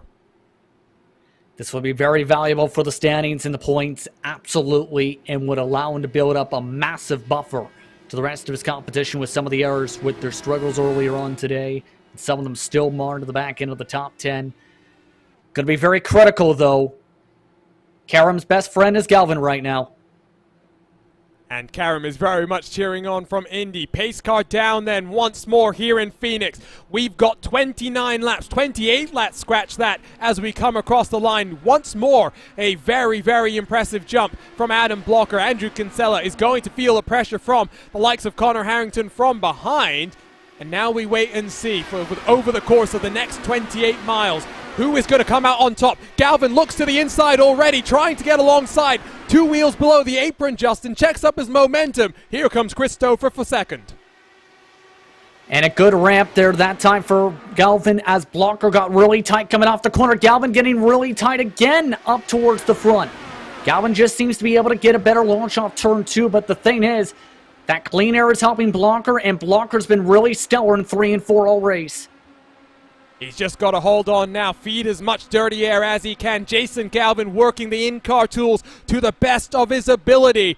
With 26 laps to go and another race victory here in the Lionheart IndyCar Series on his mind. It would be an 8th victory for the number 42 car. Adam Blocker, meanwhile, looks to continue his domination in this championship with an incredible 24th victory in just... How many starts is Adam Blocker at now? I've lost track, Justin, but it's 82. Incredible. That's an incredible winning record. Absolutely, and just shows again the experience that he's carried across his entire iRace career in terms of open wheel racing. But the thing is, he's utilizing that clean air very well, but the problem is Galvin's the closest he's been to the back end of Blocker off some of these starts. Remember, Blocker's been able to build up a half a second to about a 0.6 of a second buffer after a few laps. Galvin is within 0.2 and closing this gap. Oh, and he was on song at our season opener at the Virtual Homestead Miami Speedway. Did not enjoy the streets of Long Beach as much. Back on song here, and now just 0.1 of a second behind the defending series champion. Which way does Jason Galvin go? He tries to run the high line, but Adam Blocker sees him coming. That will affect Jason Galvin in terms of the run out of turn 4, but Blocker has to go defensive. Look at the run from the 42. Tries to get to the inside, and Adam Blocker was not sure if he should defend that one. Yeah, that was a little bit dicey there right now, but it's almost a guessing game to choose which line. Here comes Galvin, though, able to take away Blocker's line. That's the line that Galvin wanted to run. Around the outside, rips the 42 car up 14 positions. He's into the race lead as we dive our way down into turn 1. Blocker will try and fight it back, but the outside line will feed the momentum back into Jason Galvin's hand. Still side by side, Justin, entering turn number 3.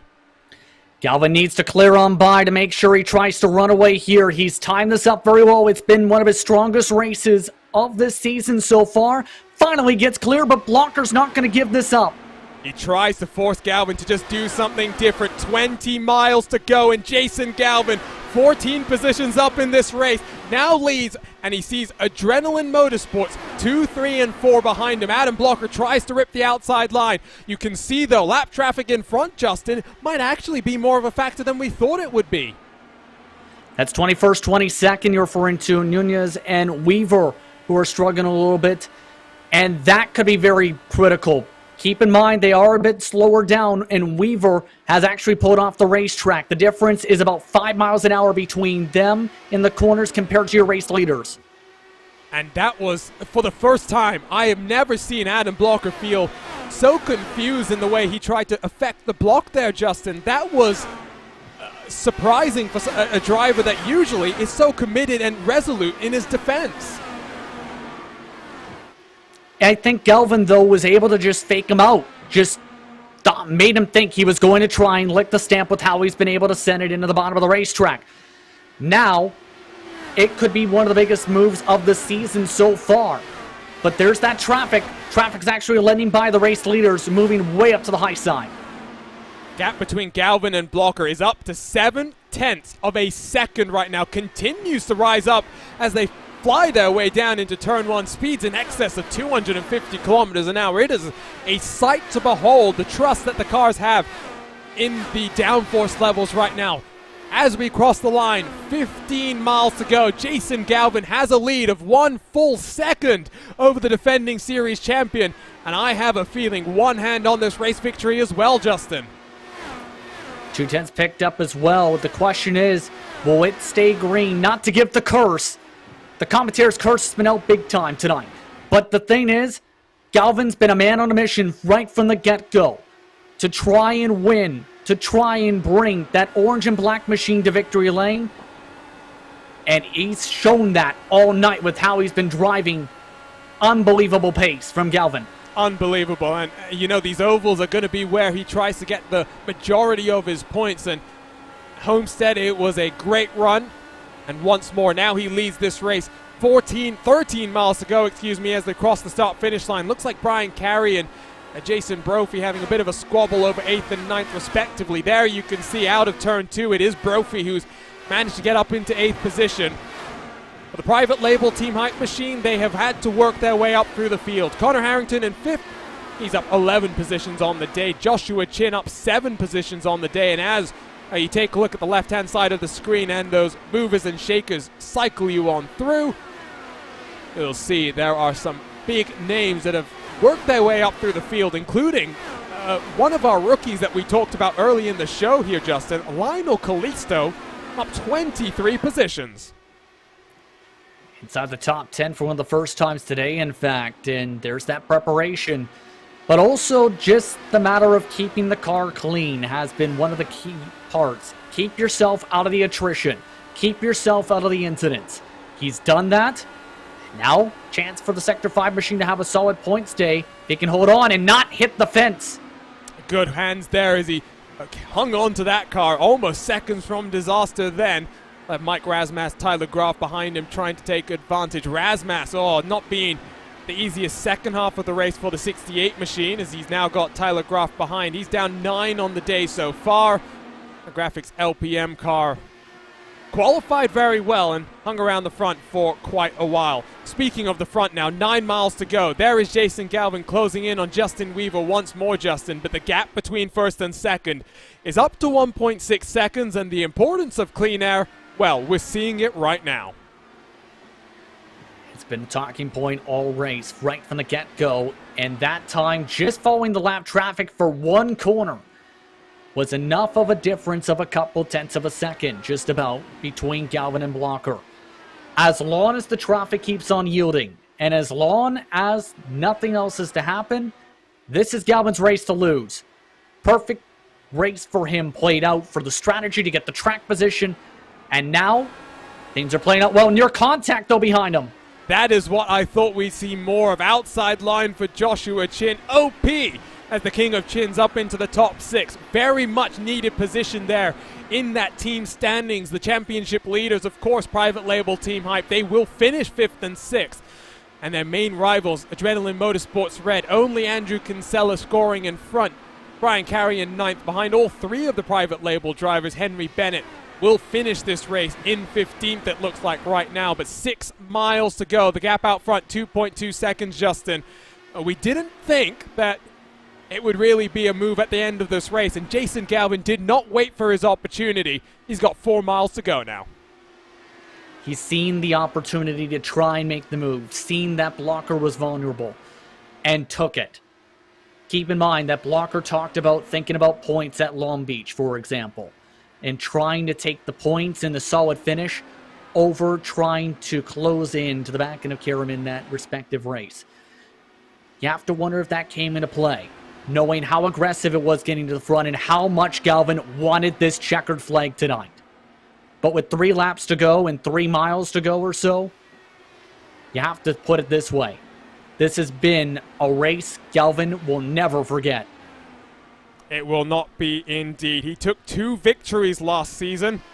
One at the Atlanta Motor Speedway. He also took victory in very, very dramatic fashion from the driver that will finish in 2nd place at the Kansas Speedway. The gap there between the 2 of them, well, it was just 0.05 of a second. There was nothing separating them that day, but 1.5 miles left to go for the Thumbs Up Cancer Down board member. It will be, I'm sure, a very emotional post-race interview as he takes the white flag and looks to secure his 8th Lionheart IndyCar Series win. It's been a wild 199 laps so far, but this one will be sweet. This one will be easy. Jason Galvin rounds turns 3 and 4 for the final time. He takes victory in the Thumbs Up Cancer Down Phoenix 200, and for the 8th time in his Lionheart IndyCar Series career, he will head down into HyperX victory lane. What a dramatic race, Justin, and once more the Lionheart IndyCar Series produces some incredible racing action. And an incredible fight overall for that race win, to be able to push his way to that high line, to be able to take away that run from Blocker in the side-by-side fight. One of those thrilling battles we've seen so far this season, and a huge victory for Jason Galvin.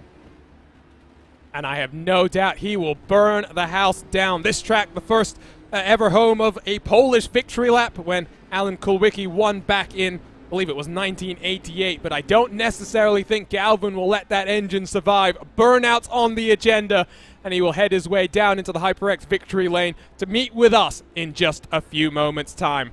What a race, and once more, Justin, just 6 cautions on the day. We tie our lowest ever caution count, and I think what will go down in the history books as one of the most intriguing Lionheart IndyCar races of the recent few years.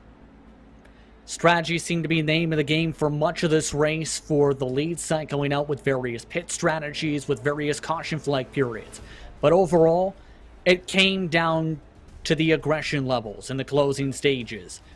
And how bad did Galvin want this win? We've seen that be the factor, and he got the chance to burn it down in a big race for Thumbs Up Cancer Down. And it's only fitting as well that the Thumbs Up Cancer Down car takes victory in the Thumbs Up Cancer Down Phoenix 200, presented by Miners 273. Let's go trackside and take a look at our Carnox race results after 200 miles in the desert. It is Jason Galvin that takes his 8th Lionheart IndyCar Series victory, taking almost 2.7s out in those closing couple of laps from the defending series champion, Adam Blocker. Adrenaline Motorsports, they will be fairly content. 3 of their drivers in the top 4. Christopher in 3rd, Andrew Kinsella, the Canadian, in 4th. But it was a recovery drive for the ages for the private label Team Hype. Connor Harrington and Joshua Chin 5th and 6th respectively. They're up 11 positions on the day as well. Jay Brandt, Jason Brophy, Brian Carey, all 1 position down from where they started. And on the edge of the top 10, Lionel Kalisto, one of the rookies to watch out for, up 23 positions. What a drive from the number 97. Mike Razmas for the Graphics LPM team across the line in 11th, very close with his teammate Tyler Groff all the way to the checkered flag. Mike Rigney in the 00 across the line in 13th, along with Henry Bennett in the 007 in 14th. Matt Taylor, saw him running up in the field early, got caught out by some cautions, finishes in 15th along with Brian Beard in a very similar position. Ryan Otis 17th, Stefan Larkamp in 18th position, and Aaron Morgan, Ken Hacker rounding out the top 20. Lots of cars that did not make it to the end. Justin Weaver, Richie Hearn, they did make it to the end on pure just willpower. Luis Gonzalez Nunez, one of our first retirees. Then Joe Branch, Matt Houston, Samuel Ryman, Tony Showen, Christopher Reagan, James Grahula, and then James Paulson rounding out the top 30. 6 more cars that did not make it to the end of this race. Adam Fraser, Brian Greenlee, Joe Hassert, Scott Holmes, Ricky Harding, and Chris Fowler. Not such a good day for 2 of the Thumbs Up Cancer Down LPM machines, but a much better day for Jason Galvin in the number 42 car. I think he's already standing by in HyperX victory lane, so let's bring on in your race winner, and Justin Prince is standing by with Jason Galvin. Jason, in one of the most thrilling battles for the win so far this season, you're able to take the checker flag from the multiple-time champion Adam Blocker. First things first, how does it feel to return to victory lane in a big race for you in Thumbs Up Cancer Down? Yeah, people are going to listen to this and they're going to wonder what happened to Macho Man Jason Galvin, but I was just telling Chris and my teammates, man, this is so much more emotional than I thought it would be. Thumbs Up Cancer Down means so much to me and my family. And my wife and I are both on the board of directors. You know, we run them on our race car in real life, and they do such awesome work for people battling cancer. And who doesn't know somebody, right? Who hasn't lost somebody to cancer? And you know, I encourage everybody to go to thumbsupcancerdown.com. I've never wanted to race more. You know, I won an iRacing 500 last year, and it didn't feel half as good as this tonight. And the way it happened, you know, I would have loved for Sage to have been here too. But I mean, I had Stouffer and Andrew behind me there on those restarts, and I had to pass Adam Blocker, the track that nobody could really pass at. I mean, that's Christopher just jumped in and was congratulating me about that. And man, I just, you know, I was the announcer at this track for the first IndyCar race back when they ran the 3 IndyCar races back. I went to ASU. I mean, this is my track. All I've ever wanted to do is win here in Lionheart. I did it in retro once. I've been so close in IndyCar, and to do it in the thumbs up race, in the thumbs up car. I mean, I'm just so thankful. I'm so thankful. Of course, it was an aggressive battle to be able to get there, Jason, to be able to make the move. Talk us through that fight after that final restart between you and Adam to secure this win. Yeah, for whatever reason all week, even in the practice races, I got through 1 and 2 better than it felt like anybody, and I didn't want to be overconfident coming into the race, but it just felt like I could get through 1 and 2 better. And once I got behind Adam, I jokingly texted him good win when he beat me out of pit road. I got cut off coming out of pit road. It wasn't worth getting in a wreck on pit road, so the car coming in, I let go and I gave up the lead, and I was like, well, that's the race. And then once we got going, it took me a while to figure out Adam's line. He ran a really unique line, and dude, Adam's so good. I don't need to tell anybody that. Like, Adam's the man, right? Adam is the man in these cars in this league, and it took me a while to figure out his line, but I was able.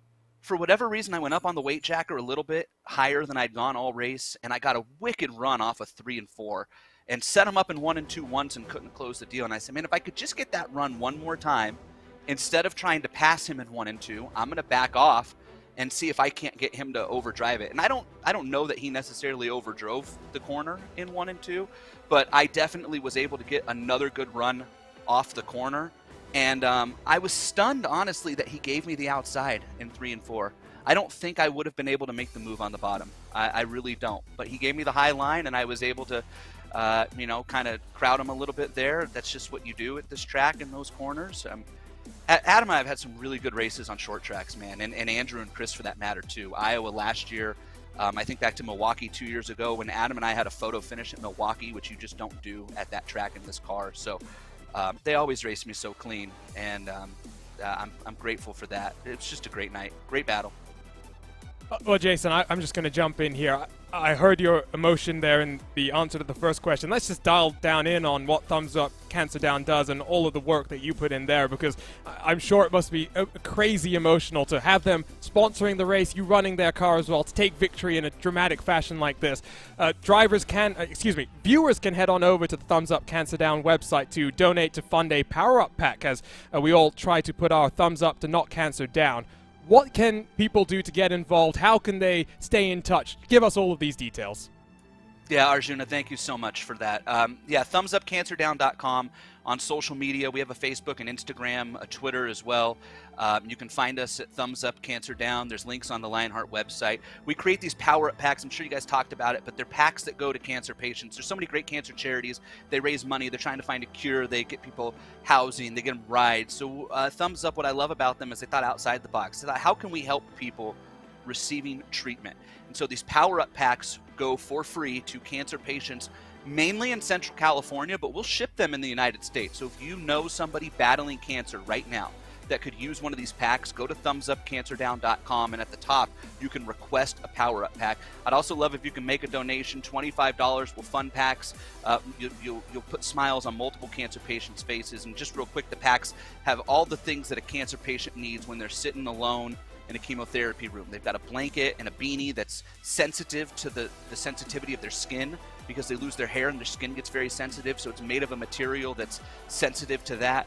It has phone chargers for your phones. It's got a journal, hand sanitizer, which is even more important today than it ever was. It comes in this great roll-up bag. So those are just some of the great things that come in a power-up pack. Again, thumbsupcancerdown.com. And I just want to thank everybody at Lionheart, HyperX, Butt Kicker, RaceSpot, Midwest Simulations, Global Electronic Technology for their support of Thumbs Up Cancer Down.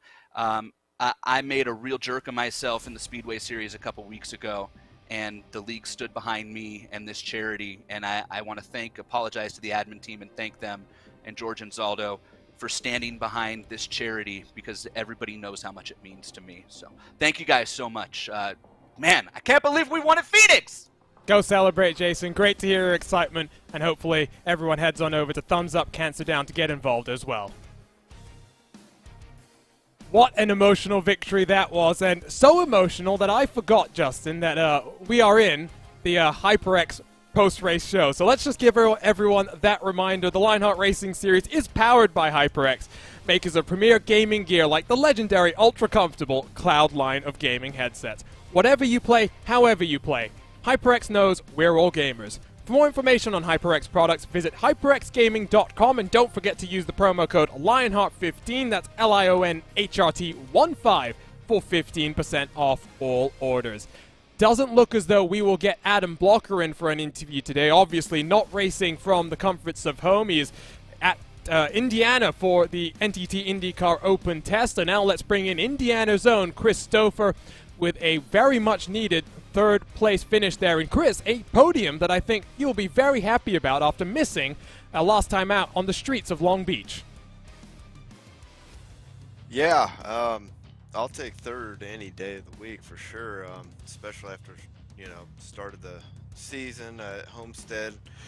Made a bad move there. It cost me the race, and then I'm missing Long Beach, which is one of my favorite tracks. It feels good to get third, get back on the podium, kind of feel like I'm getting back on track. It was a race, Chris, where it was very, very hard to pass, and you ended up where you qualified. You did get the jump early on Mike Razmas down into turn one at the start. How important was that in your mind, and just how difficult did you find it to try and work those in-car tools, to try and make some moves happen? I was trying a lot of stuff with all my in-car tools for pretty much half the race. Getting below him there at the initial start of the race, that was huge because passing was very difficult tonight. As you could see when the leader got up front, I guess everybody but Galvin wasn't able to keep up with the leader. I mean, Galvin was able to stay right there on blocker the whole time, but I just found it very difficult to keep up with the leader, and it was track position was king tonight, and it meant a lot. So I was just able to keep it up front and keep it out of trouble. So it's always good. Well, next time out, we head to upstate New York for a race at Watkins Glen. What are your thoughts about that one? Of course, this is a series that we mostly raced on the ovals. You said you missed one of your favorite road courses at Long Beach. What are your thoughts about Watkins Glen? I'm very confident in Watkins Glen. Turned a lot of laps there, and I've been really practicing on the road side of things. Pretty much, always had the ovals down, and been lacking, I felt like, on the road, and so I've made a point to put more practice in and try to bridge the gap there and get a little faster. I don't know if I'll be up there with the fast guys, but I'll be mid-pack or somewhere around there, maybe fighting for a top 10 if I'm lucky. Well, Adam Blocker, your teammate, has been doing a good job of trying to help out not just his Adrenaline Motorsports counterparts, but indeed the entire grid. Congratulations on the podium today, Chris, and hopefully we'll see you doing well once more in upstate New York. Thank you very much. So that was Chris Stouffer. Of course, no Adam Blocker in the booth for an interview today, and I don't blame him at this point, Justin, because I'm sure he's in an unfamiliar environment. He's now got to pack up, head back to what must be a new hotel room to him, and focus in on testing tomorrow once more. Yeah, that testing was very important to prepare for a brand new season of IndyCar racing, and a lot of work has to go into that. But again, a stellar fight and a stellar battle. What a victory, I have to say, for Galvin. You could tell with the emotions, this race meant a lot to him, especially here for this track. And everything it's meant to him in his real-world career, in terms of racing, in terms of his collegiate career, in terms of everything. A huge victory for Galvin tonight. And as we wrap up here on a Wednesday night in the Lionheart IndyCar Series, of course, Monday nights are Lionheart Speedway Series competition. Thursdays are reserved for the Lionheart Retro Series, but Wednesdays, the main focus, the Dallara IR18. We are done in the desert. Now we head to upstate New York for a race at Watkins Glen that's going to be very interesting, Justin, because Sage Karam dominated Long Beach. I mean, there was never really any contention for the victory there. This time, at Watkins Glen, it's a much more open type of a race. Lots of draft, lots of passing opportunities. I don't think it's going to be as easy for the Dreyer and Reinbold driver to take victory once more. I think Adam Blocker is going to be definitely trying to step up a little bit more, and it's going to be interesting how things fare out, especially how things fare out in qualifying for that race. That could set up an amazing battle, I think, between two of the best on the road course, to say the very least. We've seen both of them be very quick at Long Beach. It's going to be critical for both of them to qualify well and then in turn capitalize on the early portion to fight. And after Watkins Glen, we head to Kentucky as we dive back into our ovals and heading into the month of May. I think that's always just an exciting time for IndyCar fans in general, but extra intrigue for us as well, because obviously all building up for our first Triple Crown of the season at Indianapolis as well. And there's a lot of hype and I think a lot of momentum for drivers such as Galvin and Blocker recently with how they played the past few rounds or so. It's going to be important for them to keep up that momentum all the way to Indianapolis. That's going to be a thrilling race, keep in mind, for the start of that Triple Crown. I can't wait to see what happens, though, in the next couple months or so, because a lot can happen, and I'm expecting a lot of great fighting, to say the very least, especially in the next upcoming ovals. Well, before we say goodbye to you, got some thank yous to work our way through as well. The Lionheart Racing Series has lots of partners, none bigger than Butt Kicker, title sponsors of the Lionheart IndyCar Series. For sim racers, the Butt Kicker Gamer 2 or Simulation Kit adds the missing driver-to-car connection, bringing more realism to your sessions. By accurately responding to in-game audio, you can feel the track like never before, providing increased vehicle handling and faster lap times. Are you ready for the most immersive sim experience in sim racing? For more information, visit thebuttkicker.com and don't forget to use the promo code LION2021 for 20% off all orders. The Lionheart Racing Series is powered by HyperX, makers of premier gaming gear like the legendary ultra-comfortable Cloud line of gaming headsets. Whatever you play, however you play, HyperX knows we're all gamers. For more information on HyperX products, visit hyperxgaming.com and don't forget to use promo code Lionheart15, that's LIONHRT15, for 15% off all orders. What? Sim Experience AccuForce Pro V2 is the premier professional simulation racing steering system. The key to its incredible realism is the groundbreaking direct drive motor control system, providing a driving experience that's second only to the real thing. Minus 273 is the premier name in karting gloves. Their industry-leading gloves are super lightweight and durable, made of breathable poly spandex. Whether you're a kart or a sim racer, Minus 273 gives you the control to reach victory lane. For more information on Minus 273's full line of gloves and apparel, visit www.minus273.biz and don't forget to use the promo code Minus 273 LHRS15 for 15% off all orders. Looking for entertaining sim racing content? Look no further than the DMLC Racing Channel. Fall former Lionheart Retro Series Driver of the Year, Mark Cohn's racing escapades as he battles for wins and avoids wrecks with cat-like reflexes, all while providing commentary sure to make you laugh, cry, or both. Follow along by subscribing to the DMLC Racing Channel on YouTube and like his Facebook page at the DMLC Racing Channel. It's not just those as well. There's a whole team that's behind the Lionheart Racing Series, including title sponsors of today's race, Thumbs Up, Cancer Down. Take a look at these names, and you can learn more by heading on over to the Lionheart Racing Series website and finding out more about these wonderful partners and the 3 series that the Lionheart admin team runs. Today, though, it's time to say goodbye. It's been a wild one, to say the very least. And 200 miles later in Phoenix, it's Jason Galvin taking race victory.